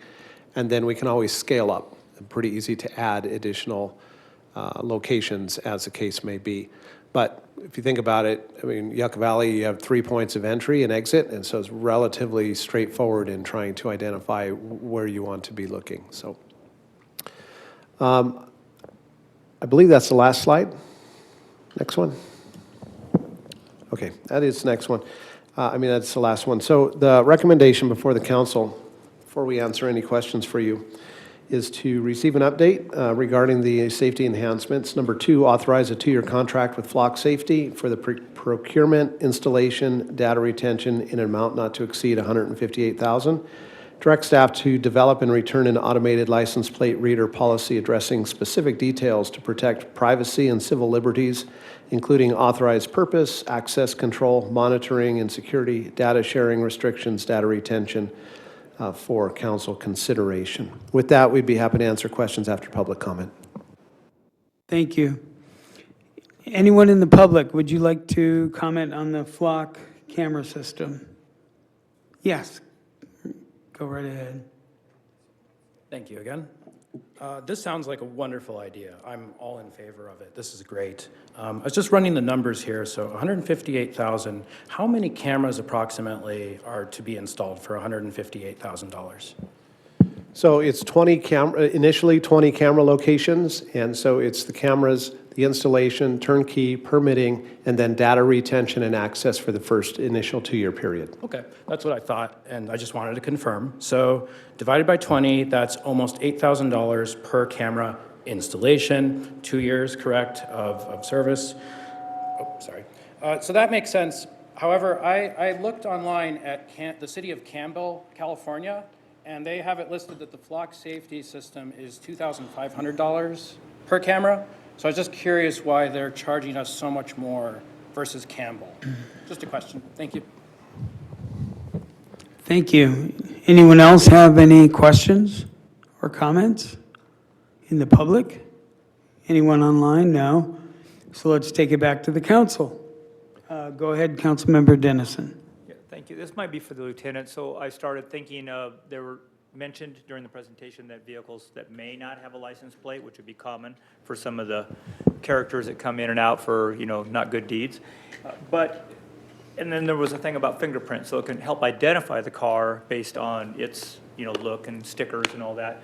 Would it also apply in our area? We have a lot of off-road motorcycles used, ATVs, things like that. Would it be able to identify those on the street as vehicles and then also try and follow that we've had quite a few runs from law enforcement on those off-road vehicles. So I was just curious about that, if that is included or not. Yeah, as a matter of fact, last week, our deputies got in pursuit of a guy on a OHV on a motorcycle. Stolen motorcycle, the guy was a fugitive out of San Diego, had some federal warrants and whatnot. So we were actually able to track him through 29 Palms, even though it didn't have a license plate and whatnot, but it was like the descriptors or the fingerprint that you're talking about. And that's the AI access that it actually gives us, where sometimes we don't necessarily need a license plate to identify a vehicle, where it's going or where it's been, or certain areas where it frequents and whatnot. But literally, I believe this was just last week that we got in a long pursuit. Well, that's good news for us, because it is, every area is different. Right. We certainly have a lot of those kinds of vehicles out here, and sometimes they are stolen like that. And so I'm thankful for the deputies for being able to stop someone that was a felon out there stealing motorcycles, in our basin. So thank you. Thank you. Anyone else? Councilmember Schooler. Wanted to ask staff, the policy that we are to develop here, that it seems like there's probably templates everywhere. How long would we expect that to take to come back to us? We're with the policy? anticipating this at your next council meeting. Okay, thanks. Mayor, if I might just respond to one additional question. Yes. So the question from the individual in the public, I think, is a great question. And our representative from Flock, he may want to chime in here.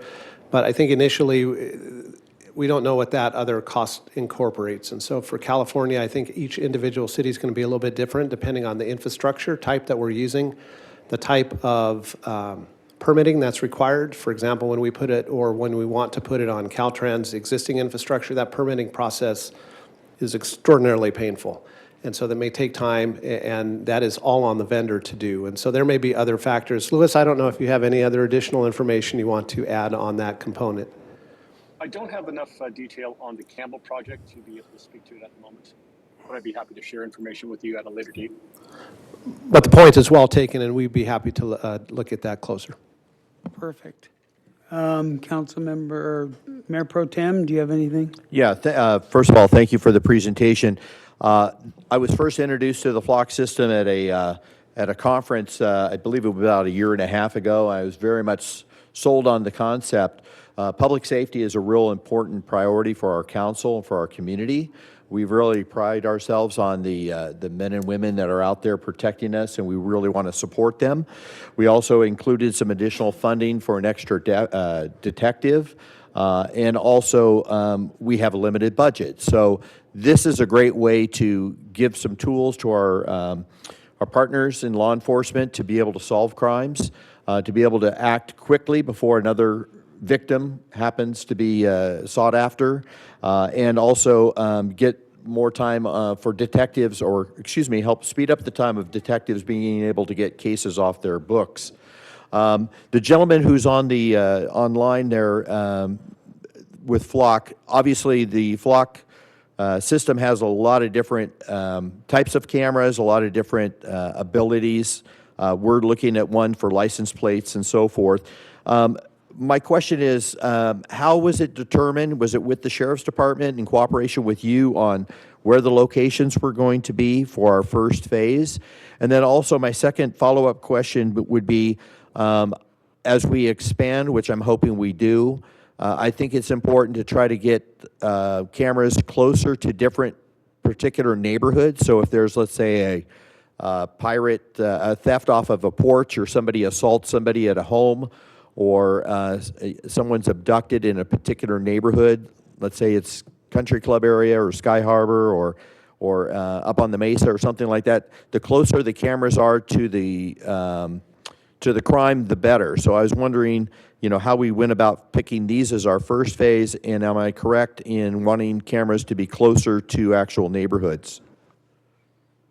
Mayor Pro Tem, I could probably answer that a little better. Okay, than very good. Louis. So obviously, I've been working on this since the ground up and the inception. So initially, obviously, number one priority is to identify the actual product. Number two is how we're actually going to utilize a product. Number three, where are we going to utilize the product? So where we're going to utilize the product is probably going to be the most significant factor in utilizing this actual product. So with that, I went through our criminal intelligence division, and I ran calls for service for the last 3 years throughout the entire Morongo Basin, broke it down into the unincorporated areas, town of Yucca Valley, and the city of 29 Palms. So for this particular project, which I ran exactly the same as the city of 29 Palms, I broke down those areas of concern that are broken down between like our Part 1 and Part 2 type crimes. So obviously, like our Part 2 type crimes, like our theft-related crimes, vandalisms, and whatnot, we identified, and my team, excuse me, we identified those certain areas that were most problematic based solely on statistics and calls for service. To me, what's most important is kind of like the objective things. Like, you know, our deputies, you ask them, okay, well, what's a problem area? You know what I mean? Oh, we always get calls for service here, or when somebody breaks into a residence, this is the route that they always take. So sometimes I love numbers, I love technology, but sometimes that human factor gets taken away. Sometimes you just got to ask somebody. You just have to ask, you know, one of the many deputies. So that was basically how we identified the actual locations of where these were going to be set up. So as Curtis made mention, initially, I had identified for phase 1 9 different locations.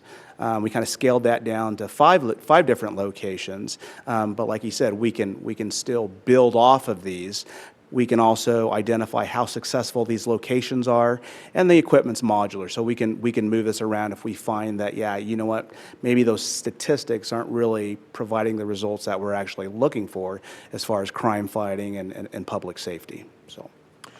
And the other reason I'm excited that we're finally bringing this to our community is because all the other communities, or most of the communities around us, are using and utilizing Flock. So we don't want to encourage those that want to do ill will to go to our area that's blacked out right now and doesn't have a system to perpetrate crime and then drive back to their own communities. So we don't want to be behind the curve. We don't want to encourage people to come to our area. We want to make sure we keep ourselves protected.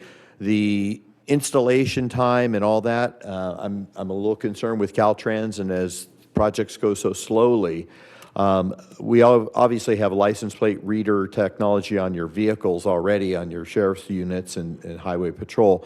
But getting this system up and running will be very important. And again, as mentioned, hiring another deputy with all the benefits and all the liability and all the other things is super, super expensive. So this is a good use of our funds, and also giving, like I said, tools to our deputies to be even more effective. And also, I'm sure it gets really frustrating when you can't solve crimes. So if we can help you, that would be great. Thank you. So now it's the time to, let's see here, that we receive this update.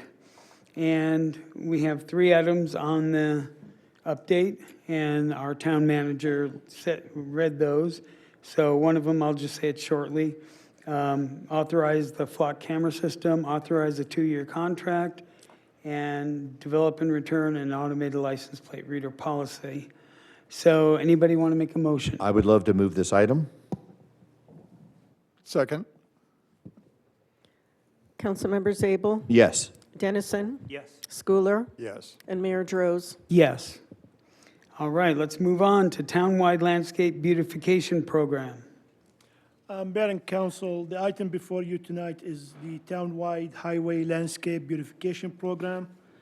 And the recommendation before you tonight that the town council receive an update regarding the town council's prior direction to staff requesting development of various projects related to and emphasizes on beautification and enhanced appearance throughout the town.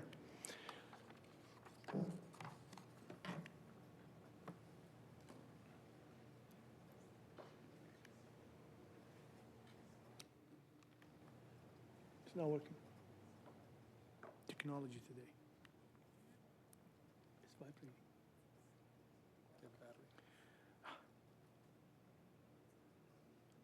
Apologize for it. Yeah. Oh.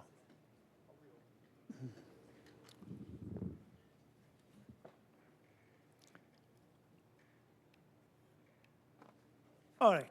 So, landscape beautification projects represent an ongoing initiative to strengthen the town's identity, improve the quality of public spaces, and further demonstrate the town's commitment to community enhancement.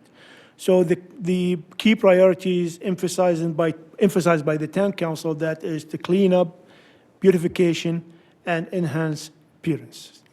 So the town staff assessed various projects location for landscape beautification along town's main corridors.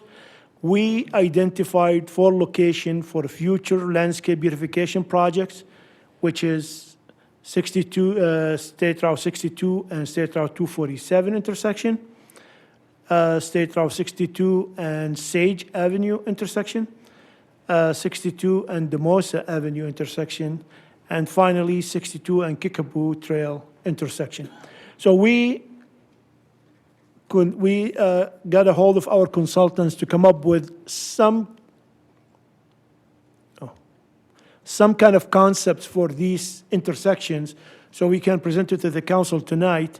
And the one that you see in front of you right now, that is 62 and 247 intersection. Next is Sage and 62 intersection.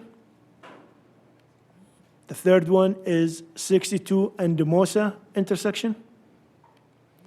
And the last one is 62 and Kickapoo intersection.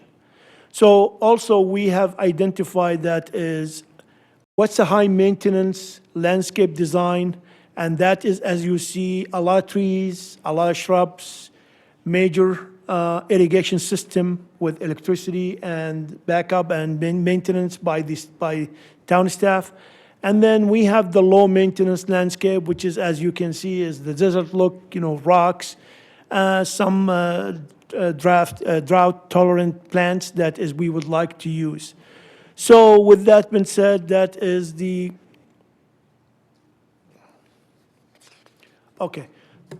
So the concept plans the conceptual plans that we are presenting is for review and discussion purposes only. All feedback will be incorporated and staff will return with refined concepts, project phasing options for future consideration. Some of the improvements that we might put in will be removed if we are widening the freeway, but that is going to be a 10-year, process. So what is the physical impact of this is the funding of the actions and initiatives are accommodated by towns, general or special revenue funds, depending on the program and initiative. Significant programs may require additional funding allocation throughout future town council actions.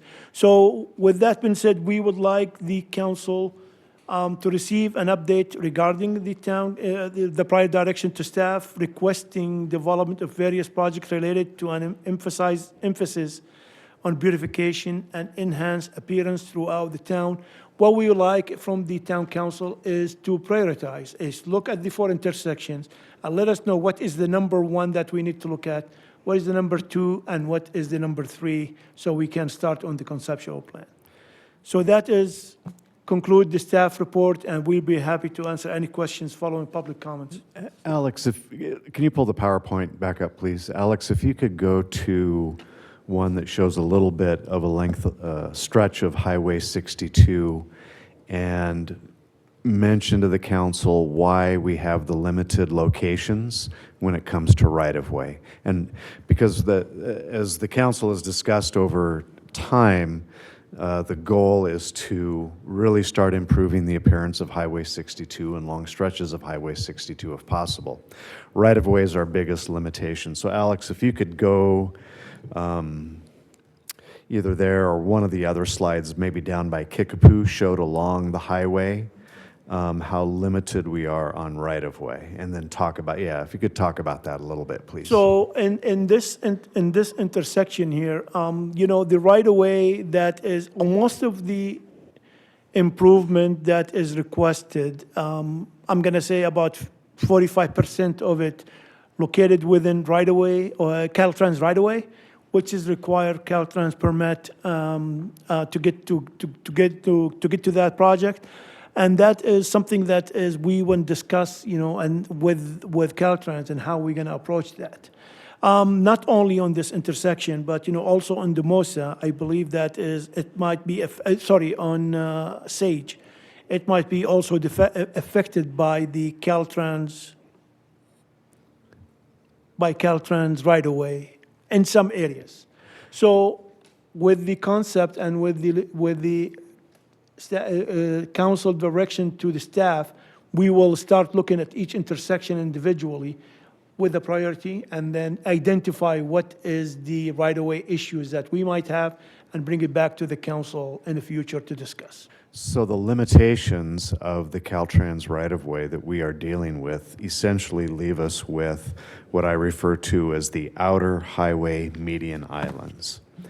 Those are areas where improvements could be constructed. Some of those may end up, if the council does proceed with the project, some of those improvements may be eliminated with the widening that's underway that we're working with Caltrans on between Sage and Airway. So 7-8 years from now, when that project moves forward, these improvements that you build next year may get eliminated. Outside of these locations of the outer highway median islands, the right-of-way that we have available to us along State Route 62 is extremely limited, and Caltrans regulates what you can put into that right-of-way to a very high degree.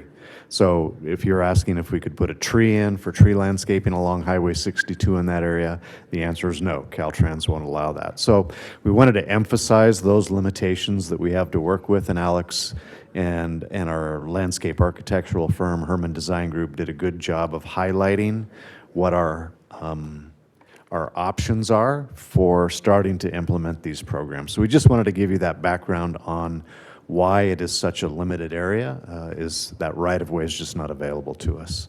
Alex, any further comments? That will conclude staff comment, and we will be happy to answer questions following public comment.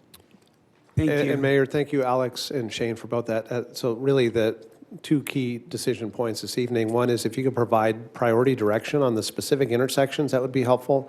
And then if we can bring up one of the slides that identified the two different samples of what type of treatment that is acceptable to the council. So we have a slide in there that identifies full landscape treatment and then one that's lesser than that. So we just want to get input from the council on what your direction is.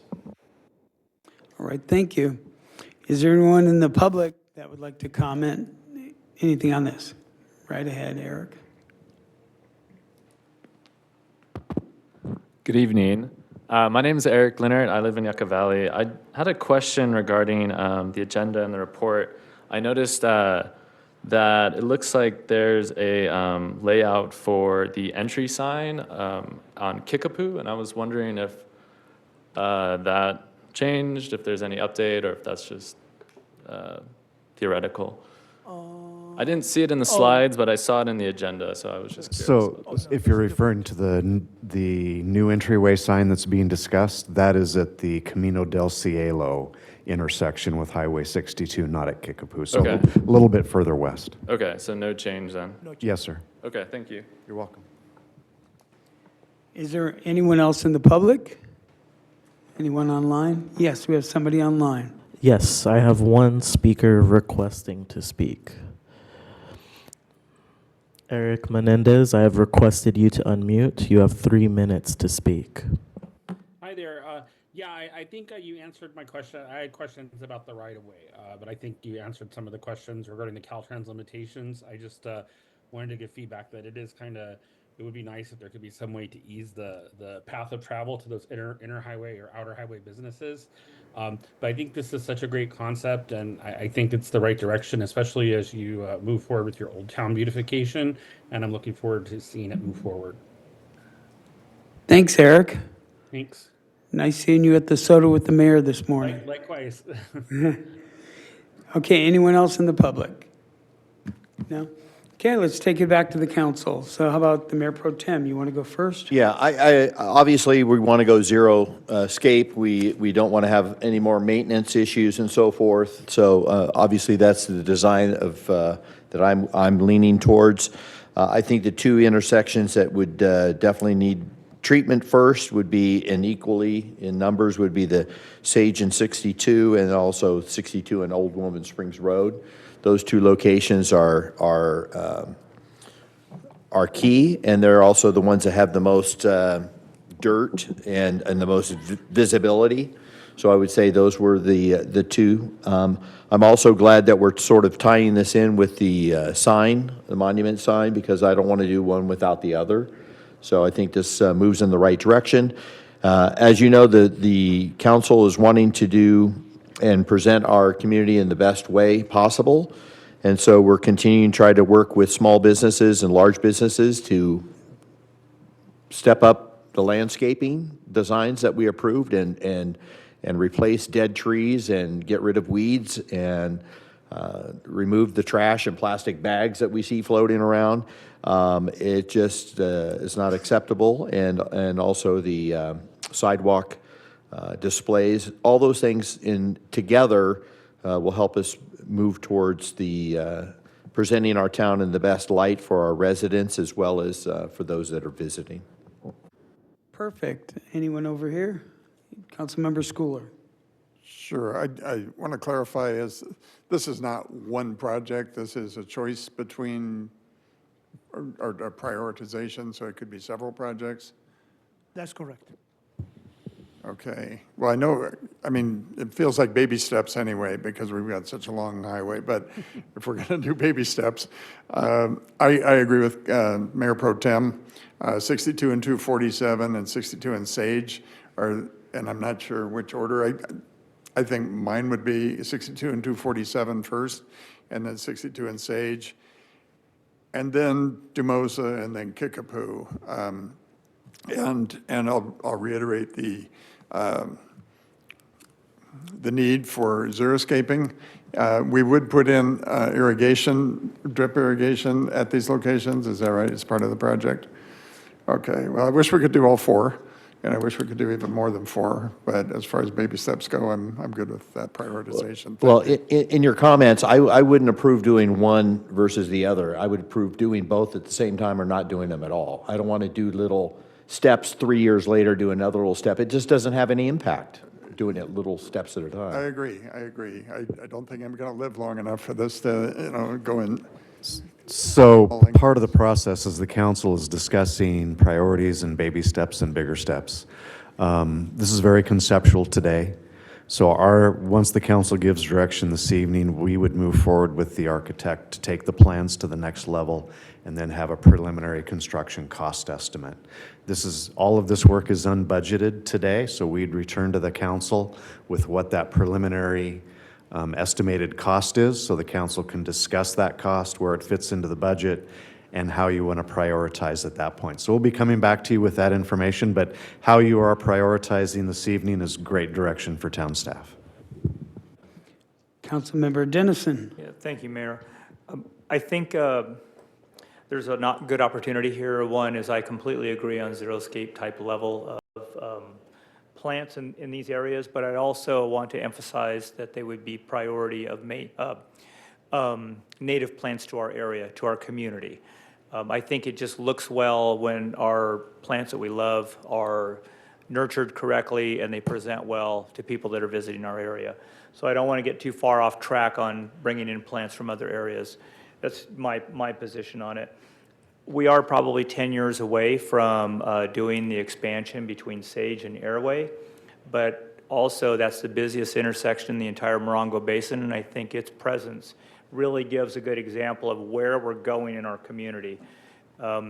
We want it to look good. People stop there the longest, unfortunately. Sometimes they're stacked 2 or 3 signals back, unfortunately, but at least it will look good that we are caring for the area.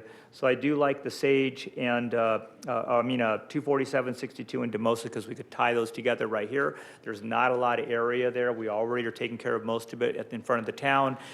Some of our businesses like Stater Brothers and others do a good job out there too, so we could work with them and enhance those areas. Then moving back to Sage, then we have one section from Sage to 62. That would be my priorities on that. All areas need improvement. There's no doubt about it. But I think as a priority and the value for the center of the community closest to our newer infrastructure that we see with the library, hopefully the new fire station soon, and then the community center itself, that's the area we want to show that we're doing the very best we can for the community.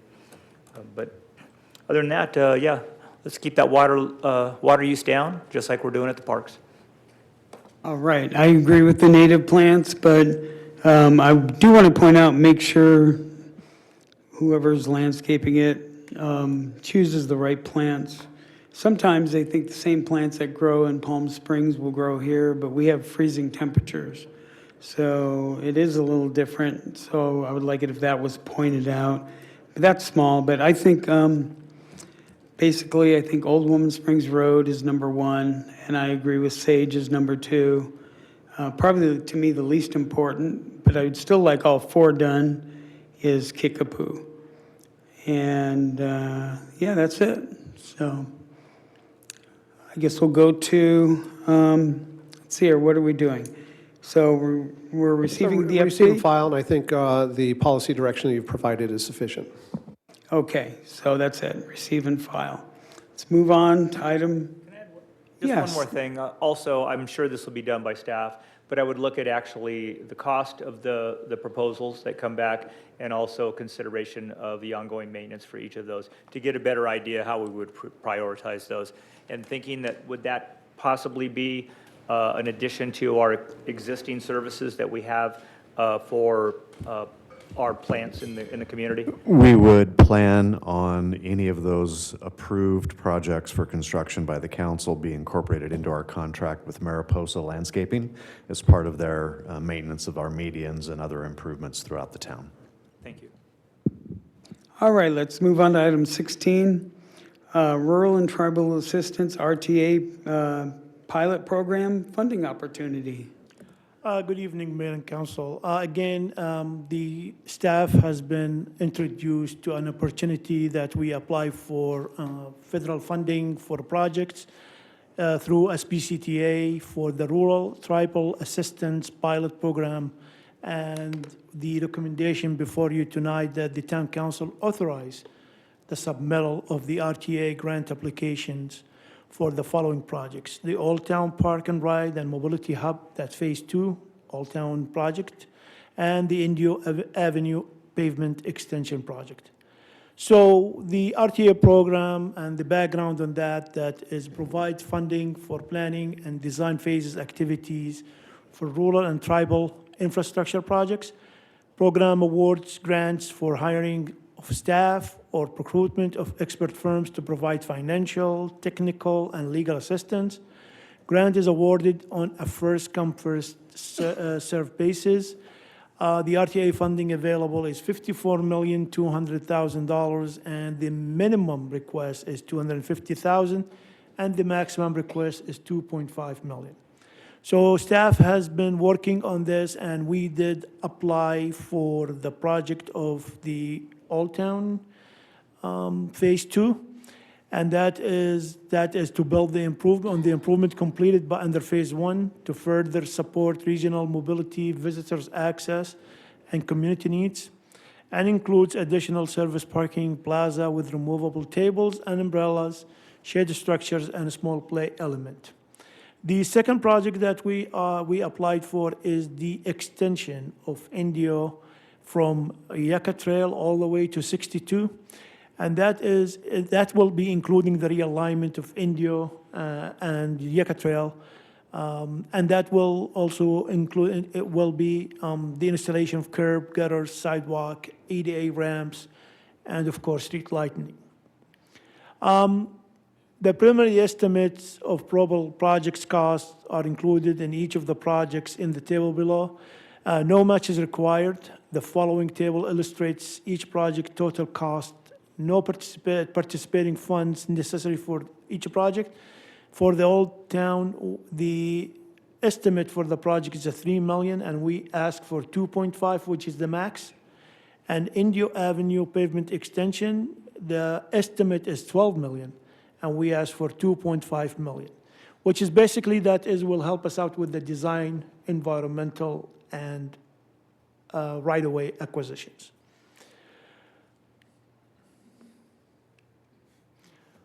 So the recommendation before you tonight, that is the authorize the submittal of the TDA grant application for the following projects and commit the town for providing matching fund. No, that is not correct. That is the wrong recommendation. I'm sorry. Let me see. The recommendation before you tonight is that the town council authorize the submittal of the RTA grant applications for the following projects: the Old Town, Parks and Ride, and Mobility Hub Phase 2, and Indio Avenue pavement extension projects. That concludes staff report. We'll be happy to answer questions after public comments. Thank you, Alex. Is there anyone in the public that would like to comment on item number 16? Anyone online? No? Okay, let's take it back to the council. Anybody have questions? Okay, Mayor Pro Tem Abel. You want to go back to the slides, please? Alex, back to the slides.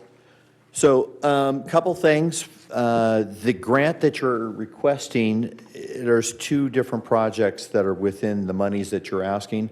Are both of those looked at separately or together as a package? Each jurisdictions are allowed to submit for two projects, and we did submit for both projects. So $2.5 million for the Old Town and $2.5 million for Indio extension. Okay. And they're scored separately, correct? It's scored separately, of course. Yeah, bring the slide back up, please. Yeah, well, I'm glad to hear that because I'm questioning one of the, well, first of all, on the first one, sorry. As far as marketing's concerned, we're Founders Plaza down there now. So if we're going to market it as Founders Plaza, we better start using that so the public will get used to it. I love that concept because that's within what we've always wanted to move forward on, and I think that project is wonderful. The second one that you propose, show me the slide with yeah, there you go. What is the mindset of such a project there? And you included curbs, gutters, sidewalks, ADA ramps, and it looks like the train to nowhere that the governor proposed. So what's the reason for that particular project? So the extension of Indio, basically, it's another circulation element that we added to the residents utilizing 62 and Yucca Trail, and also that will become a very good corridor for future development of commercial development.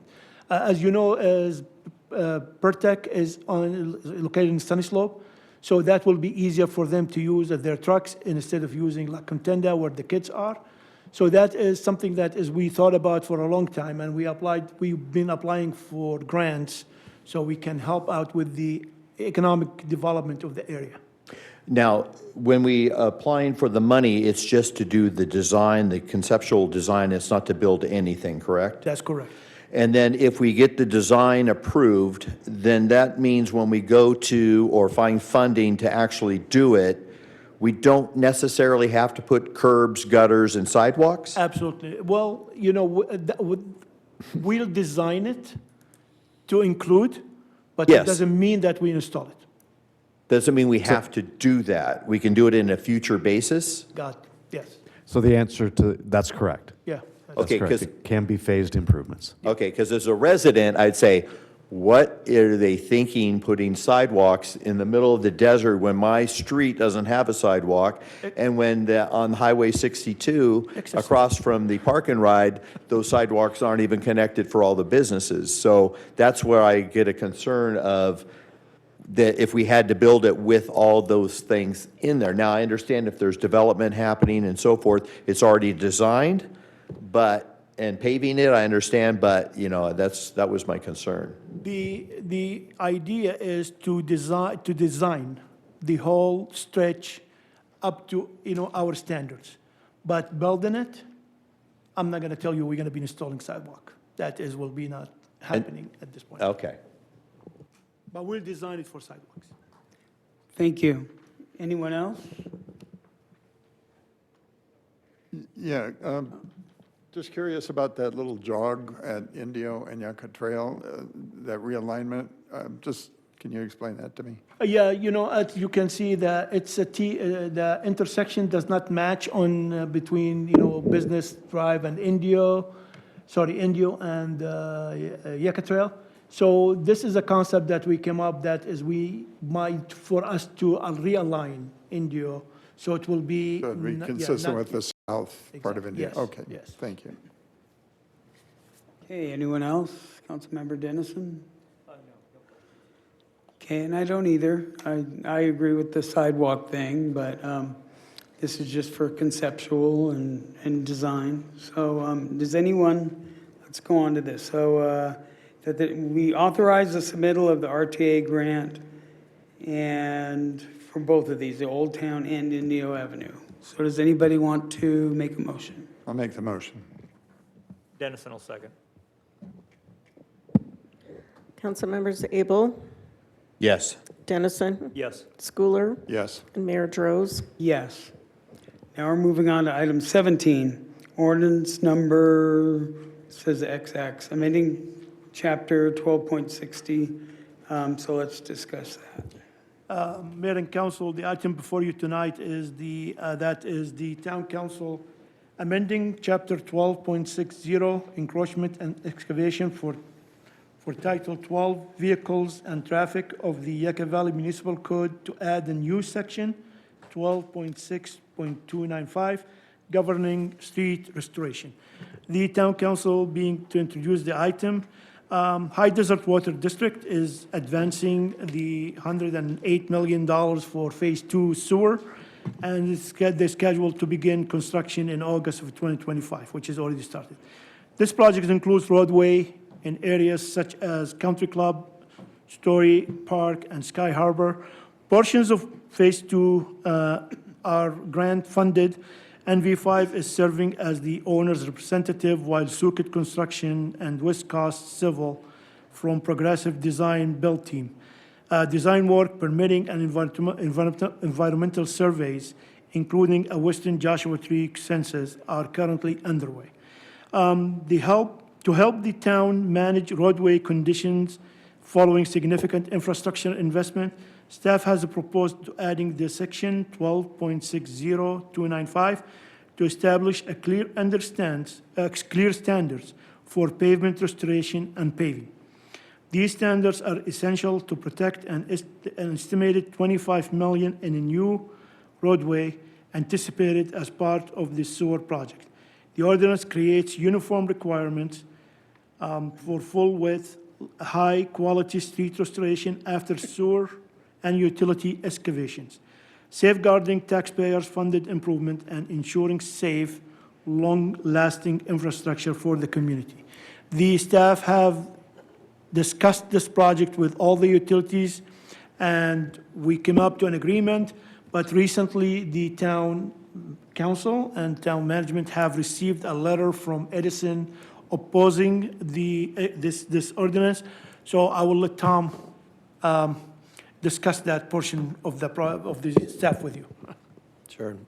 Thank you, Alex. So as Alex mentioned, the town received a letter from an attorney for Southern California Edison, just expressing concerns with the ordinance and not wanting the ordinance to interfere with Edison's rights under their franchise agreement with the town.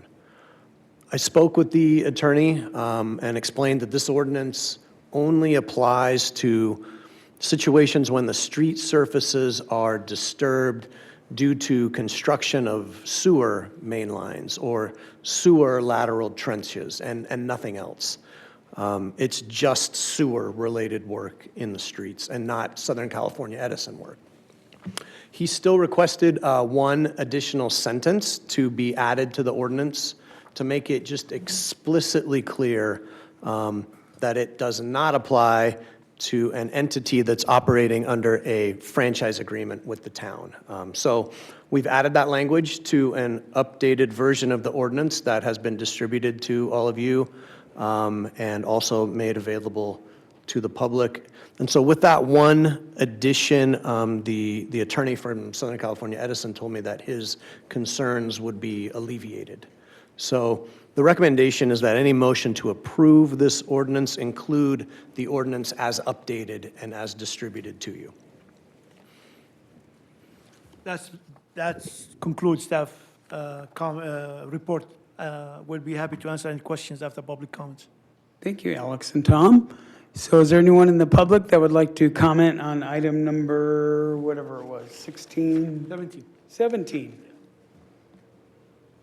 Anyone online? Okay, let's take it back to the council. Anyone want to talk about this? No?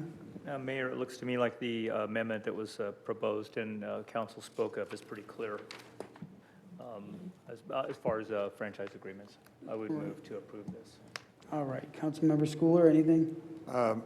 Thank you to the town attorney, Mr. Jex, for helping resolve this problem. I think all my concerns are alleviated. All right. When you're negotiating, you can always call me. No, I'm just kidding.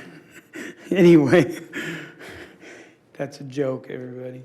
So does anybody want to make a motion on this? I agree with it also. Mayor, I'll go ahead and move the item as presented, Second. or as amended, I guess. Councilmembers Abel, Yes. Dennison, Yes. Schooler, Yes. and Mayor Droz. Yes. All right, thank you. Hey, Mayor, if I might, Tom, can you provide clarification? Did we read the title of the ordinance? Is that required? We did read it, although there has been a change in state law that we don't have to read the title of ordinances anymore, as long as we have a hard copy available here at the meeting. So it's printed on the agenda and a hard copy is available. Thank you. Now we're moving on to future agenda items. Is there anything, any council member wants on a future agenda item? I'm a bit concerned about the number of blackouts that our community has been suffering from, and that's not just recently, it's been years now, especially the Mesa area. And I'm concerned that Southern Cal Edison is not addressing the issue, and a lot of our residents are getting repeatedly hammered with blackouts. So I would like to find out what we can do as far as bringing Southern Cal Edison in to give us statistics on why one particular area blacks out more than others. And then also, perhaps we need to contact the California Public Utilities Commission to investigate the high number of blackouts in our community. They're responsible to maintain standard services that also impact our safety and our public. So if power keeps going out in one particular neighborhood, that's not safe and it's not acceptable. And I also want to find out who keeps and maintains statistics on blackouts in areas if one area is getting hit more than others. I totally agree with that. Anyone else? You guys okay with it? Yes. Future agenda? Okay. Yep. All right, so that's a future agenda item. Anything else? No. So let's move on to public comment. The town council takes this time to consider your comments on items of concern which are not on the agenda. When you are called to speak, please state your name and community of residence. Please limit your comments to 3 minutes or less. Inappropriate behavior which disrupts, disturbs, or otherwise impedes the orderly conduct of the meeting will result in forfeiture of your public comment privileges. The town council is prohibited by state law from taking action or discussion items not on the printed agenda.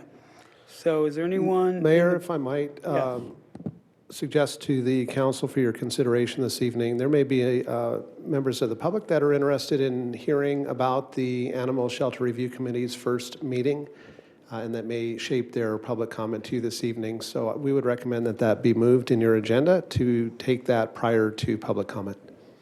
Okay. That's at the discretion of the council. Yes, that would be good. Can we get an update? Who would give that? I could do that. Councilmember Schooler? Okay.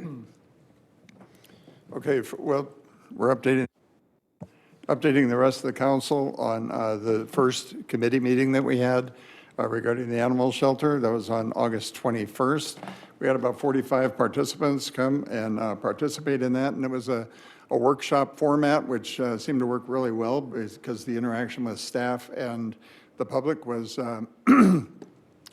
much better and much more of a back and forth that's allowed at a council meeting.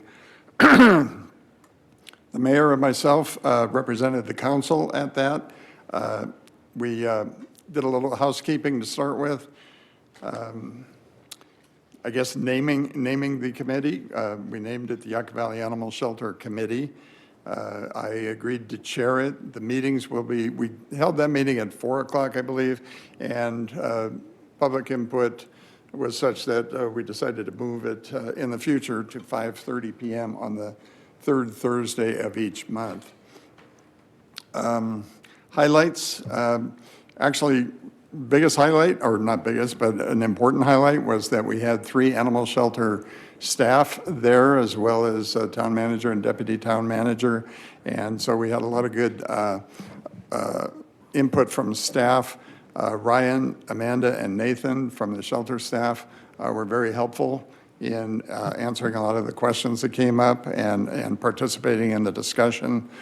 What we talked about were recent social media and advertising efforts, these ongoing programs, updated the shelter statistics, updated the information on rescue groups that we've been working with, and that's significant. We've got new partners and new people, new organizations coming on board to assist us.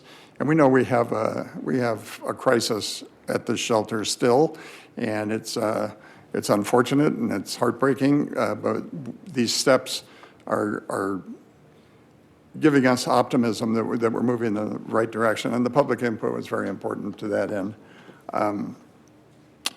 We asked for input, the staff asked for input from the public on the job description for the new shelter manager. I believe that recruitment deadline is, application deadline is October 2nd. Okay, so that's coming up pretty quick, and that's good. And that's important. I think I checked in with staff today, and there was maybe 17 applicants so far, and the reach is pretty wide. So to get a good qualified, experienced shelter manager, I mean, that's our quest. So it looks like we got a pretty good field of candidates for that. There was spirited discussion about vet services to contract with, and good public comment, and we've kind of changed direction on that and pursuing other options. Update on the town's volunteer program, and I'm sure I'm not the only person in the room tonight that looked at the 40 youth commissioners and said, maybe there's a connection here for volunteer activity with the youth commissioners at the shelter. And I know that's probably a tweak in how we do business, but I think it's worth considering. And then there was general questions and comments. The next meeting will be this Thursday at 5:30 they'll be over in the old library location. So we'll be in the other building to our south over here. And we'll be talking about a lot of the same updates as we move forward. Next report to the council will be at your next meeting, October 7th. So we'll be tightening up the lag time there. And Mayor, I don't know if you have any other input from the meeting, but that's my takeaway.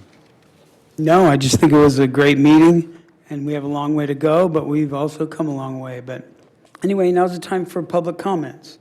So I already read all that. So is there anyone in the public that would like to comment about anything that was not on the agenda?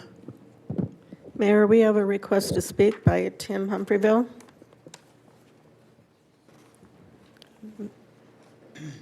And Dylan, you're on deck. Tim Humphreyville, Yucca Valley. Mayor and council, I come to you guys pretty fed up with the community rules on Airbnbs. I live next to an Airbnb house that is nothing but a party house. A typical night there is 48 cars and 8 to 14 people. These renters don't come to go to the park. They come to party for 2 or 3 nights at the pool and go back home in time for the next group to come and make my life a living hell. My neighbor consists of 4 right near me, next door to that, and 2 more within a few lots, and 4 more behind me. I, like most residents, tried to deal with the property owners first, and after getting no compliance, resorted to dealing with the town and the property managers. And this is not to say that the town staff hasn't been doing their job. They were glad to work with me and are. But the rules that you have put in place allow uncaring, profit-seeking property owners to ruin neighborhoods and lives before it's fixed. I'm going to describe to you a couple encounters I've had recently. A large group shows up in the afternoon, sets up a stereo system with a disc jockey and a film crew, plays music all afternoon and into the evening, rattling the walls with the bass unit in my house for hours. After this, I go to the fence and scream over the music for a while to get them to shut it down. They just don't understand what the problem could be. They send a gal over to my house in a bathing suit to knock on the door and tell me how important the guy is that set this party up and his 10 million Instagram followers, and that they need to finish shooting the video that they're shooting, and they told the property owners what they intended to do when they set up the rental. The next one was just a couple of nights ago, that 7 cars showed up next door about 10 o'clock at night, set up another stereo system in the backyard, and started playing all night. I go out there at 5:30 a.m., mad as hell, to confront them at the fence and tell them to shut it down. I'm tired of it. And at 8 p.m. that evening, it starts again. This time I go to the fence and tell them I'm done, to shut it down, or I'm calling the sheriff, to be threatened and told to F off. So I called the sheriff's department, and I was asked to call the non-emergency number, which I did. They never showed, but between my calls to the Utah number and the local property manager company, I did get it shut down. But I spent the night, there were a group of 20-somethings, I would say 14 of them, drunk and belligerent, and I spent the night sitting in my chair all night with my pistol next to me to protect my home and my vehicles and such in the yard. That next morning at 4 a.m., I was awoken by one of the rentals. I started to get some sleep for an hour, and in one of the rentals behind me, the people were screaming and yelling in drunken rage. Hey, Tim, I'm sorry, your time's up. Yeah, we have to stick to the rules, but I thank you.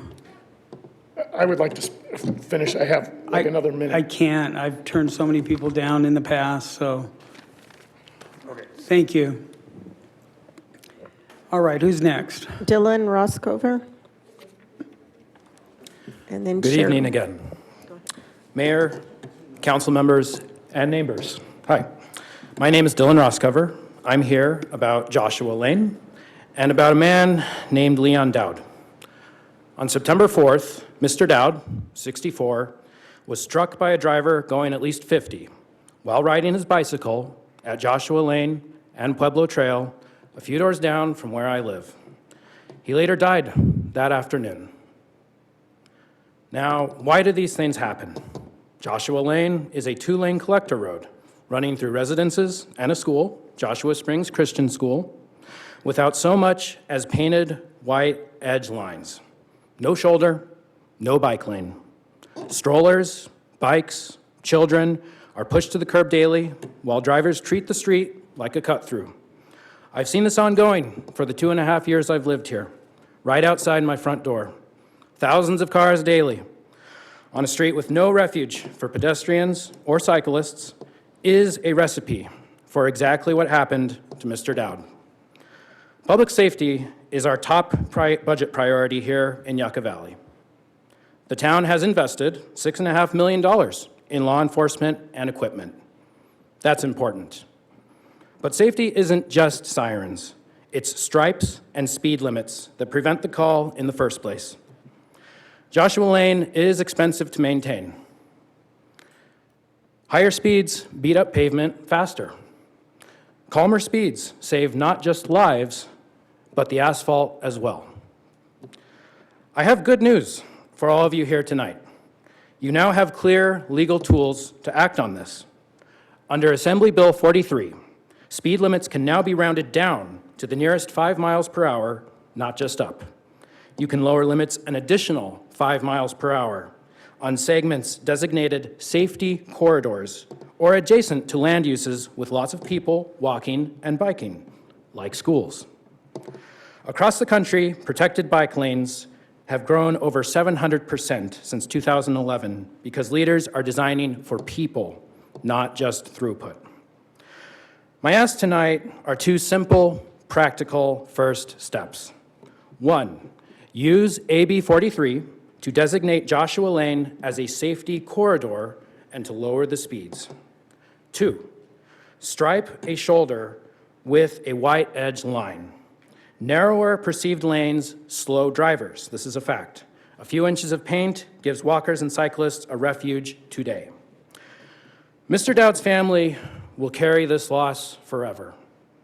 The most respectful thing we can do is to make sure no one else suffers it. Please place Joshua Lane on your next agenda, direct staff to act under AB 43, stripe the edge line, and bring back a speed reduction ordinance. Measure success not in miles per hour, but in lives protected. Thank you very much. Thank you very much. Cheryl Contopoulos, and then we'll have Susan Herring after that. Great.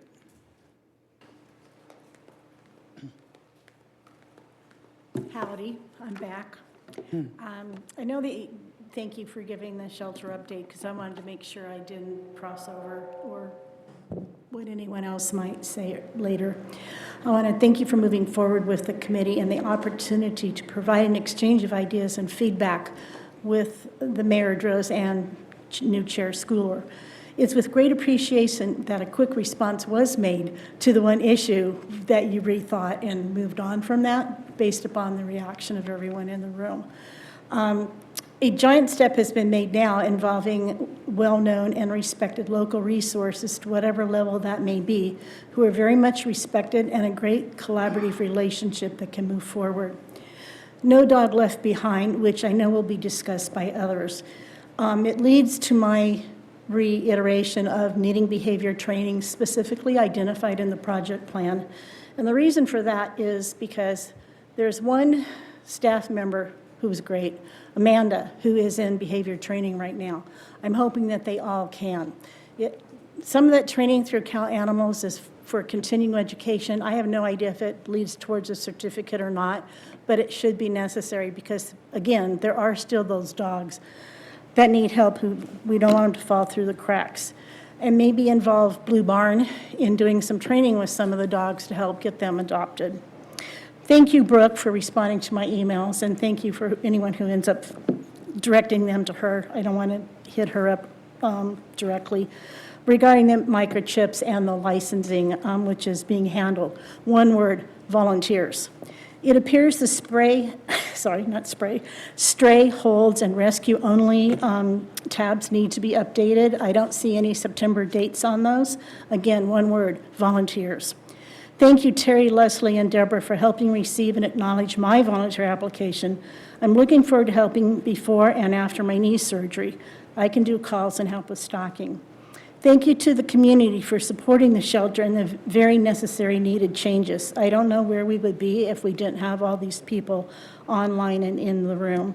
Strides are being made. We all acknowledge strides are being made, and we know it's a long process we need to go through.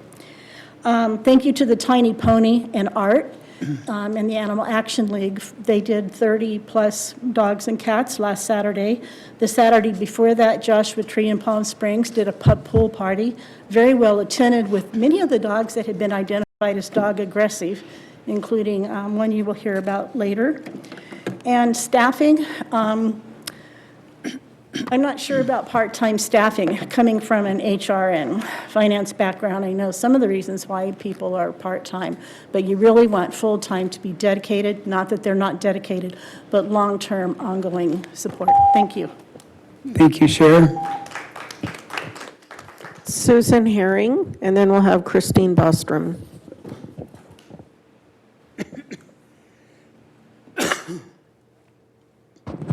Susan Herring, Pioneer Town.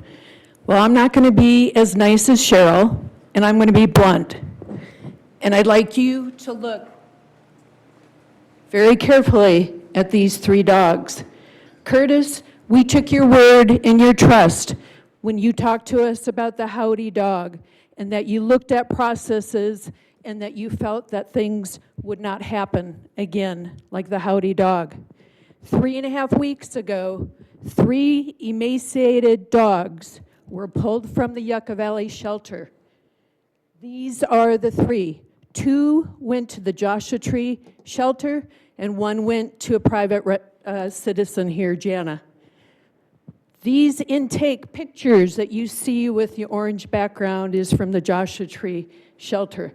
The day they took him in, hours after they took him in, I received a phone call from a person almost in tears saying how horrific the conditions were of those dogs. 5 months that they were here, 6 months, and 6 weeks. 3 weeks later, here is what they look like. Totally different dogs. So I turn to you, Shane, and I turn to you, Curtis. Shane, whatever you're doing as a manager, it is not working. Your remote management is failing. If you are not there on a daily basis, you ought to be ashamed. And if there's some reason you can't move your desk up there or your office on a temporary basis to find out what the heck is going on in that shelter, I am ashamed. As a community, we look at this and we go, you have 3 problems. You either have lack of training of your staff, or you have staff that are so overworked, they're shoving food into those kennels and don't have an opportunity to look at what's happening in those shelters and those kennels.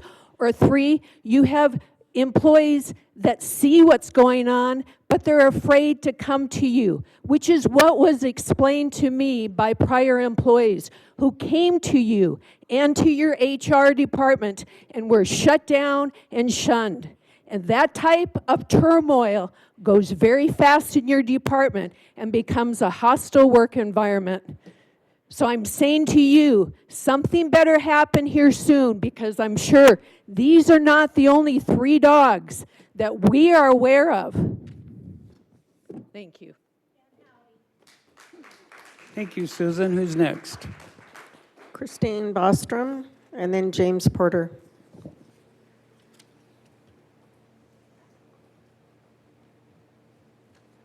My name is Christine. I have lived in Yucca Valley over 50 years. I have raised my 2 daughters in our beautiful high desert that still live here. I am no longer going to try to convince any of you to do the right thing by these animals. You have not, after all this time. You have chosen to deflect, sidestep, and ignore any kind of solutions we've given. I am going to tell you, whether you care or not, how disappointed and disgusted I am that you could have done several good things for these animals, but you chose not to. You chose to lie to us over and over and pretend to hear us and pretend to care. You disregarded all of our suggestions and pleas to help them. You lied to us with what you were doing or going to do. You gave us misleading charts and numbers. You made a subcommittee that lied and lied and lied. Such a waste of time for all of us, and such a crushing disappointment to witness. I had high hopes with that committee. No one took any notes. Shane Stukel again explained misleading numbers. The new young staff was like a deer in the headlights, looking towards Shane for answers to our questions. All the while, the dogs were sick and slowly dying from unqualified staff and uncaring supervisors, starving and traumatized by their care. Howdy, Banjo, Winona, Lady, how many others? How many others will there be? Unnecessary trauma and abuse. These starving dogs that were pulled and helped are so much better now. No more suffering. If a private citizen owned these dogs, they would have been arrested for animal abuse. How is this any different? What infuriates me is that you chose to do that. You chose to do nothing. Someone saw these dogs that works there, starving a little more every single day, and did not get them help. There is and was never any honesty or transparency. No volunteers, no medical care, no basic needs, no outside help. Just excuses, more excuses, all that we had given proven remedies to. And after several months, Doug Smith finally left, but with no consequences. Where was the justice for all those animals that were abused by him? You have completely dropped the ball with regards to the shelter. I now agree that you all need to be replaced with people that care about what the citizens of this town needs and wants, besides art and aquatic centers. I believe our homeless animals are more important. I have a 51-year-old special needs daughter that is doing better at her job than any of you with this shelter. She gets help and accepts and directs with direction, and is successful with her job. Maybe you should have accepted help and direction too. Shame on all of you. Thank you, Christine. James Porter, and then Susan Walls. Hello, James Porter, 40-year resident of Yucca Valley. I attended the first meeting of the Animal Subcommittee, and I got some feedback from the community members I talked to. There's a lot of concern that that is just another meeting for the sake of a meeting, and we will not see any meaningful forward action as a result of that, and I hope that's not the case. During that meeting, there was a reminder that Curtis, in the July 15th Town Council meeting, asked the council, or said that amongst his 5 recommendations, that there would be an independent investigation of the shelter, and it seemed like there were some people who didn't remember that happening or were satisfied that that had already happened. And I'd like to remind you that in the July 15th council meeting, 5 recommendations were made. One was to take any and all actions necessary to thoroughly evaluate and review any claims against the shelter or shelter staff regarding neglect, lack of care, or other serious charges brought against the shelter or shelter staff. And the other was to identify and engage a third-party independent review and assessment of daily operations in the shelter to evaluate technical and operational deficiencies or vulnerabilities in best practices, and the rest are other things. So you can look at those in your July 15th council record, which is where I got this from. So I ask you to look at these pictures. These dogs are starving, neglected, malnourished. I saw some argument that there was medical problems. I can tell you at least specific to Banjo, the brown dog. Banjo, the brown dog, that is false. I have worked with him since the day he arrived at the Joshua Tree No-Kill Shelter. He has gained a significant amount of weight since he has been there in 3 weeks because he's being properly fed and cared for, and he is now about to be adopted and looking wonderful. Winona has put on about 10 pounds. I am also spending time with her because I volunteer there 3 to 4 times every single week to work with the animals and do other things.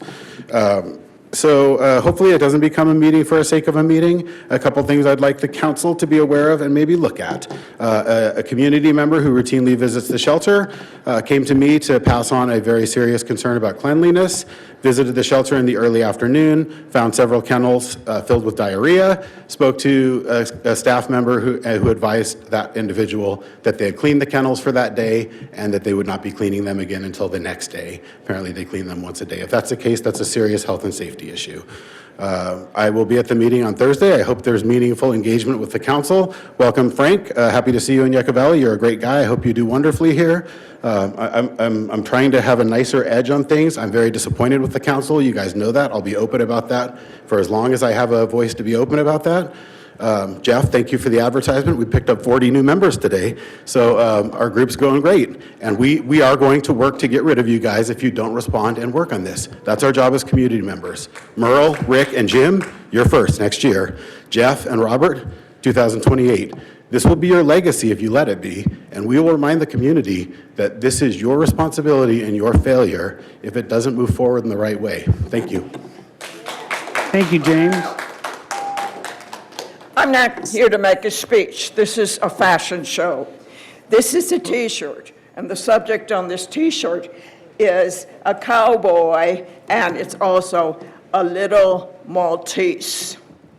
And I want you to know, you better hope I run out of t-shirts before you guys run out of excuses for moving this forward, because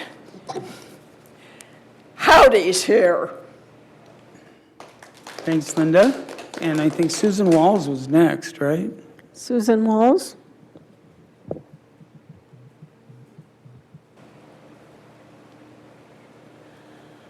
Susan from Joshua Tree, which is the unincorporated area of San Bernardino County. I just wanted to say, again, I'm here for the animal shelter. I have been to the animal shelter several times, and there are more dogs at the shelter that are really thin. I know there's the husky Tonka, I think his name is. You can feel every rib on him. He's real fluffy, so he doesn't look skinny. But I don't know what you need to do to review the feeding schedule, or how, what food they're feeding them. I mean, I don't know what the budget is for the food there, but I know they were asking for wet kitten food. They didn't have any kitten food. They didn't have any wet cat food. So I'm trying to figure out, so where does the money go from what's gone, going into the shelter? I mean, what do you spend the money on other than payroll? And we do need more people that work there. Apparently the 4 part-timers and the, 3 or maybe coming up 4 full-time people doesn't seem to be enough. Or if you had volunteers, oh, what a concept. They could do a lot of the things that aren't getting done now. I noticed when I went up there, though, there were several days, there were workers that went out and actually took dogs out and were brushing them, which I thought was very good. But it was only for, 10, 15 minutes. But that's all dogs need. I mean, if we could get each dog out at least once a week, I mean, it's a terrible, terrible prison for them to be in. But I would appreciate it if we could get some more action done on the shelter. Action meaning if we can, I mean, why do we have to wait to get a manager to be able to have volunteers? It's kind of like ass backwards. You need to get the volunteers in there so when the manager steps in, he's not going to be overwhelmed. He or she.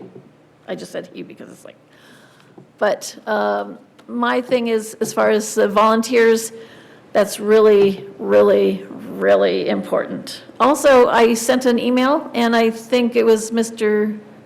Schooler that said the Blue Barn Ranch will give free lessons to the shelter dogs to make them so that they'll be a little bit more disciplined and won't get returned, which is nice if they do that. But you need volunteers to bring the dogs and get them done. So, shelter, shelter, volunteers, volunteers, volunteers. And then we can go to Foster's. Thank you. Thank you, Susan. Anyone else? Leslie? Those are all the cards I have. Is there anyone else in public? Sorry, I arrived late, so I couldn't put a card in. Hello again, council and staff. Eric Leonard. Today's agenda touched on 2 areas I've been concerned about lately: townwide beautification and public safety. On the beautification front, I'd like to share a recent experience that highlights both progress and opportunity. I live behind Vaughn's Center and for years have dealt with ongoing issues around the shopping center during the shopping center dumpsters. These dumpsters often serve as a de facto public bins, leading to overflows, scattered trash from scavenging and litter blowing into the neighborhood during high winds. With support from my council member Lombardo and persistence with Burtech, I'm very glad to report that almost all of those dumpsters are now locked. Although we're still working on securing the recycling bin, this has already made a noticeable improvement in the area, and I truly appreciate the responsiveness that helped make this happen. In speaking with Burtech, I learned that other cities address this issue through commercial trash enclosure mandates. To my knowledge, Yucca Valley does not currently have such a policy, though 29 Palms does. Given that unsecured dumpsters are a common issue across our commercial areas, I believe this could be an effective and proactive way to further advance the town's beautification goals. I'd like to respectfully suggest that the town council and staff consider exploring a commercial trash enclosure mandate as part of the broader beautification effort. It seems like a practical step that would have a visible impact across the community. Secondly, I'd like to speak about public safety. As the previous commenter mentioned, in just the past few weeks, there have been 2 tragic bicycle-related deaths in the Morongo Basin. one in 29 Palms on August 25th, and another here in Yucca Valley on September 5th. As an avid cyclist, I can attest to how challenging and unsafe it often feels to ride here, and not only along Highway 62. Currently, I can't think of a single local street or highway with clearly marked bike lanes or designated share the road signage. Ironically, I do understand that 247 Improvement Project is including bike lanes and signage, which is encouraging to see. The recent incident here in town off Joshua Lane in Pueblo, just a block south of the post office, underscores that this is not just a highway issue, but a town-wide one. While the investigation is ongoing, the fact remains that bicyclists are vulnerable across Yucca Valley. When I mention that I ride locally, many people think it's unsafe, yet I believe this is a huge opportunity to change that perception. Imagine Yucca Valley becoming a bike-friendly community. Even modest steps like adding marked bike lanes and signage would go a long way toward improving safety and encouraging more people to ride. Longer term, we could envision dedicated bike paths connecting key destinations, perhaps from Hawks Landing to Home Depot. And why stop there? I believe the entire basin could one day be bike-friendly. Imagine going from Old Town Yucca to downtown Joshua Tree, past Copper Mountain College, all the way to Freedom Plaza and 29. It could even extend through the national park, creating a scenic bike path that would be cherished by locals and visitors alike from all over. Eventually, the basin bike path could connect the high desert, much like the Coachella Valley Link, a pedestrian and bicyclist dual pathway that spans 40 miles across the low desert. I appreciate it. Thanks. Anyone else in the public here in person? Okay, we have somebody online. How many do we have? Yes, I have 2 speakers requesting to speak. All right. I have Tabitha Davies and Eric Menendez. Tabitha, I'm requesting you to unmute. You have 3 minutes to speak. Hello, my name is Tabitha Davies. I am a dog trainer and behavior consultant, and I've been working in shelters and rescues across the U.S. for the last 2 decades. I'm also a co-director of Esperanza Sanctuary, a nonprofit in Sky Valley. I want to speak to the systemic issues that have been reported at the shelter, and more importantly, how the community with the town's support can fix them together. I do love some of these public comments tonight. When animals go without food, when kennels are dirty, when outcome numbers aren't shared with the public, it's not just poor management, it's a sign of a deeper breakdown in leadership, accountability, and community engagement. And yes, while those issues may violate California law, it's more important that they also violate and erode public trust. Crisis was a good word. What we've learned from Riverside County and other struggling systems is that you can't fix a broken shelter with Band-Aids. You need structural systemic change. That means shifting away from outdated models and toward closed-loop systems where intake prevention, adoption, retention, and behavior support and public transparency all work together. Yucca is small but powerful. The town is full of people who genuinely want to help, but help only works the system when it's willing to partner with the public instead of pushing them away, and is led by evidence-based understanding of best and effective practices to create closed-loop systems. This is the moment to create a model that works, build educated leadership trained in behavior welfare and culturally competent trauma-informed care, establish clear written protocols for sanitation, feeding, and daily care focused on the 5 freedoms, publish outcome data regularly, invite oversight, not avoid it, sustainable supplies through collaborations with companies for food enrichment, treats, disinfecting, husbandry modifications, etc. Make this shelter a community resource and not a closed-door facility. Staff and volunteer development, assessments, recruitment, community and school outreach to prevent intake, improve adoption, retention, and better welfare across the community. Access to community resources that work for people and pets, food banks and pantries together, mobile clinics for people and pets next to each other, spay and neuter with vision and hearing and therapy for their human counterparts. Collaborating with organizations like My Dog is My Home to engage in effective housing solutions and policy, be it shelters, domestic violence shelters, or rental housing. The foundation for a better system already exists here. It's not about reinventing anything. It's about not repeating the same broken, non-functional cycles and systems. The people are ready, the resources are here, and now it's just a matter of whether leadership is willing to be able to change the framework and not just the symptoms. Thank you for your time. Thank you. And now we have Eric. Eric, I have requested you to unmute. You now have 3 minutes to speak. Hey there, I will try to get this all in 3 minutes. I figure out how to log in for a second with the new system. I just wanted to say welcome back, Frank. It's so good to have you back up in the basin representing the region. And Leslie, congratulations on the new agenda management software. It was kind of a little confusing to get logged in here, but I figured it out. It's great to have the resource to search through things. I did want to log in to talk about my main comment was going to be on the homeless stuff, but I just want to remind everybody that the East Desert Regional Steering Committee meeting is this Thursday at the Joshua Tree Community Center. It's open to the public. I had a great conversation with Cheryl and Susan, who are there in the audience, talking about some of the effects that homeless people have with their pets. It's kind of related to the animal shelter issue. If anyone can come to that, that's great. We do have also a working group that's been spearheaded by Janet Johnson from Morongo Basin Conservation Association. And that group is going to be meeting on October 2nd tentatively. And that meeting is held at the Community Center in Joshua Tree. We want to highlight some upcoming events that we are looking forward to having. We were going to do our Founders in Freedom. I think it's a series that we're going to try to bring communities together between Joshua Tree, Yucca Valley, and 29 Palms. And we're hoping to alternate them between the new Founders Plaza location and 29 Palms Freedom Plaza.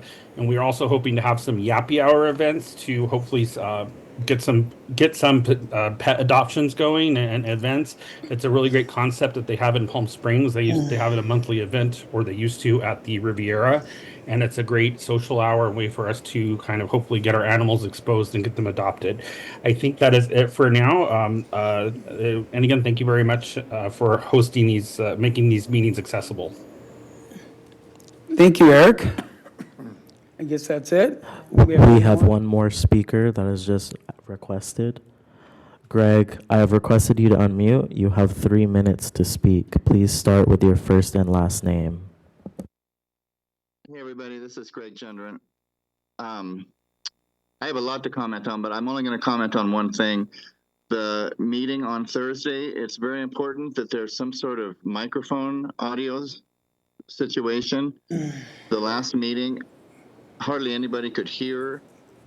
We had fans blasting. There was no amplification, and half the meeting couldn't hear what was going on. There was no video recording of the meeting or Zoom, so I hauled all my video stuff there and videotaped it, but the audio was so bad I couldn't even share that with people. So that's not a positive way to run a meeting, that we can all input and go back and forth. So I ask that that gets figured out and implemented. My understanding is it's over in the senior center now. We've heard 3 different locations. So it'd be nice if there's some confirmation, if that's going to happen. Like tonight, I know you can't answer questions, but if that could possibly be addressed so we know, because it's very frustrating if we can't hear at that meeting, and that's exactly how it was last time. So that's all I got right now. Thank you. Thanks, Greg. Is there anyone else? No? Okay, let's take it, no, that was public comment. So let's go to staff reports and comments. Thank you, Mayor and Council. We'll keep our comments brief tonight. It's a long evening. We'll have a video. Hopefully it works better than the SBCTA video to show in just a minute. Lieutenant Huff, you have anything this evening? Frank, Alex, Shane, Tom? Okay. Just in response to the last speaker's comments, we will be in the current temporary senior center, the old library space. We've done that for the purposes of making it a more enjoyable or functional environment. We will have some of those issues related to sound, microphone, et cetera, that will be resolved. So rest assured that is where it's going to happen. Those are the reasons for that. Do we have that video to show? All right, let's run it.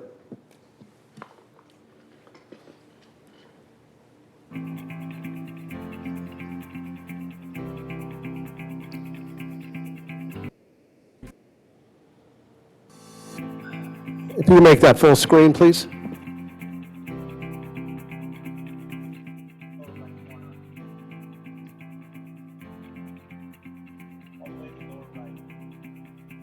We have. There you go.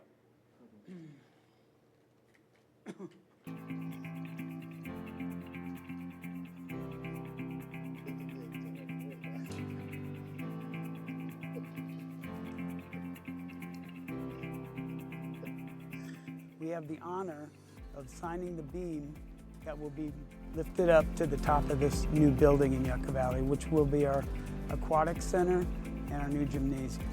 the town of Yucca Valley has always relied on the high school swimming pool and other entities for sports. Now we're going to have our own gymnasium, our own swimming pool, and this has been a long time coming. We had the opportunity to develop this particular project after a lot of input from our community, which really helped us design a facility that will be all-inclusive. We have an ability to help those with disabilities be able to come and use our recreation center, as well as our seniors and also our youth. And this facility will be a great addition to not only Yucca Valley, but the entire Morongo Basin. At this time, the project is about 50% completed, which is amazing. So hopefully by next summer, we'll be having a new facility for the community and for the town of Yucca Valley residents to enjoy. Just want to thank the team that we have here. We have a very good team that works with us. We have a very good contractor that is helping us with what we need. We have a good construction management team, and we have also a good design team. Topping out party is symbolic of a completion of the structure, and it allows us to bring out the whole entire team. The construction manager, the architect, everybody kind of came out, signed the beam, and that beam will be kind of the ceremonial beam that's going to be placed to complete the overall structure of the building. And again, just a big milestone for the project. We have about 10 months to go on a 2-year project, and we're right on schedule. The next major phase would be closing the project in. It's called weatherization, getting the exteriors, framing it up, getting it closed up so we could work on the interior. With the complexity of this job, it being a smaller project, but there's so much to it, the complexity is probably on the scale of 1 to 10, probably a 10, because there's so much going on with it. We have a lot of state-of-the-art IT going into this. This is going to be a major award-winning project. We're all glad to be part of it. It's going to be very exciting towards the end. Anytime we can get people active, it's an investment in our community. So health and wellness, we all know what it does for our minds, our bodies, and our soul. This project has been years in the making. It's had a lot of hurdles. Through tenacity and perseverance, we've been able to see this through to fruition, so it's exciting to be here today to watch it go up.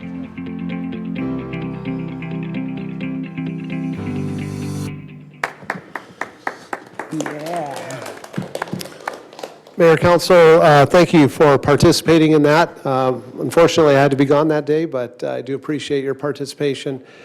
Super exciting. The project is terrific, and we will schedule another field trip for you soon. It's about that time. It looks completely different already than it does in the video if you've been out there lately.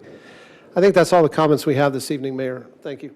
Thanks. Are we selling the soundtrack to that video? That might be a way to lose some money.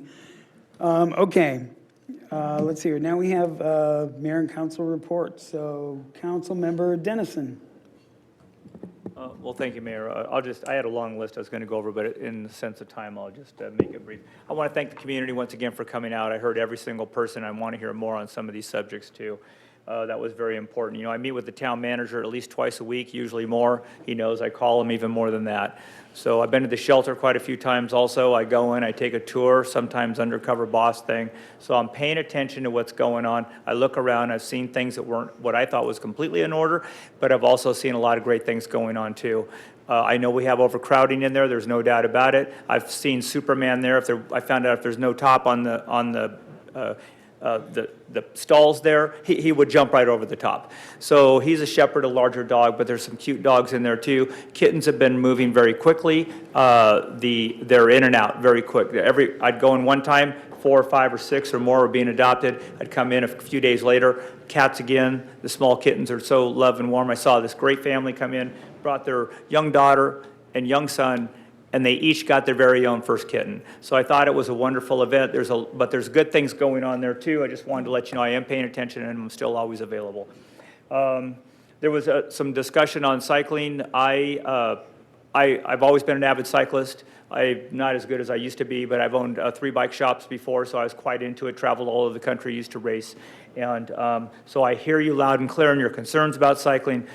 You're in the middle of the desert. Infrastructure isn't as good as it's been, but we've gotten a lot busier because of tourism and visitors and people coming in. We heard some other comments today with short-term vacation rentals and some of the disturbances that can happen and the lack of concern for our residents also. So that's something we got to work on.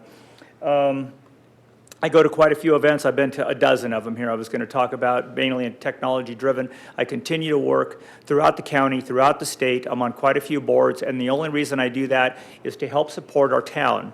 We need to have equity in everything that we do. We need to build relationships. We need to continue to get the resources that we need to build these projects that we've just seen on the screen, the roads we've talked about today, the infrastructure improvements that we're talking about, beautification, bikes, improved shelter services. All this stuff takes resources. So I'm trying to do my share to get out there and do it, and tomorrow I'll be at 2 other events doing exactly the same thing. So every day is consumed, but I love our town. I love Yucca Valley, and I always say Yucca Valley saved my life, so I owe it, and I'm going to continue to work hard. Thank you. Thank you. Councilmember Schooler. Great comments, Rick, and you're a great council member. Only one thing that I wanted to bring up this evening. Attended the Basin-Wide Foundation awards ceremony a week or so ago, 2 weeks ago, and just wanted to recognize again or acknowledge Nina McCullough, who runs our programs over at the Senior Center. She got recognized for exceptional work and contributions to the quality of life for seniors. So just wanted to point that out, and I'll dispense with the rest of my comments. All right, thank you. Mayor Pro Tem Abel. Yes, of course, I'd like to welcome Deputy Town Manager Frank Lucchino to the staff. Appreciate all the things you're going to be doing for us and bringing in your expertise. Appreciate that. Welcome to our youth commissioners. It's wonderful, as we said, to see so many students continuing to come and serve the community. It gives us a real hope for the future and future leaders. I wanted to say I didn't attend the Builders and Realtors meeting. However, I heard Jared did a wonderful job in your absence, and it was well attended. So thank you for continuing the communication between the trades. I attended 2 ribbon cutting events with the Water District, Phase 2 sewer connection, sewer project in the Country Club area, well attended, like I mentioned. And I also attended the Water District's Warren Well coming back online. They brought a lot of technology to Warren's Well, good quality, safe drinking water. They have some really excellent programs and staff over there where they're making their own chlorine and different things like that, and all the safety precautions that go into treating water. The Water District's done a great job, and Warren's Well is state-of-the-art now, so congratulations to them. Also attended the Mojave Desert Air Quality Management meeting. Had a lot of great discussion. We're doing continued updates and bringing ourselves online with the latest in different items that are coming back from the federal government and also Southern California air quality boards. In regards to my gruff comments earlier, I do want to thank staff for going after and applying for grants. It's something I know the council really appreciates. It takes time to apply for grant monies, and I appreciate staff doing that. And so I didn't want my gruff comments to not recognize the hard work the staff does do to bring those monies to our community. Hopefully we'll be successful on both of those. And then I'll be glad to eat crow and move on.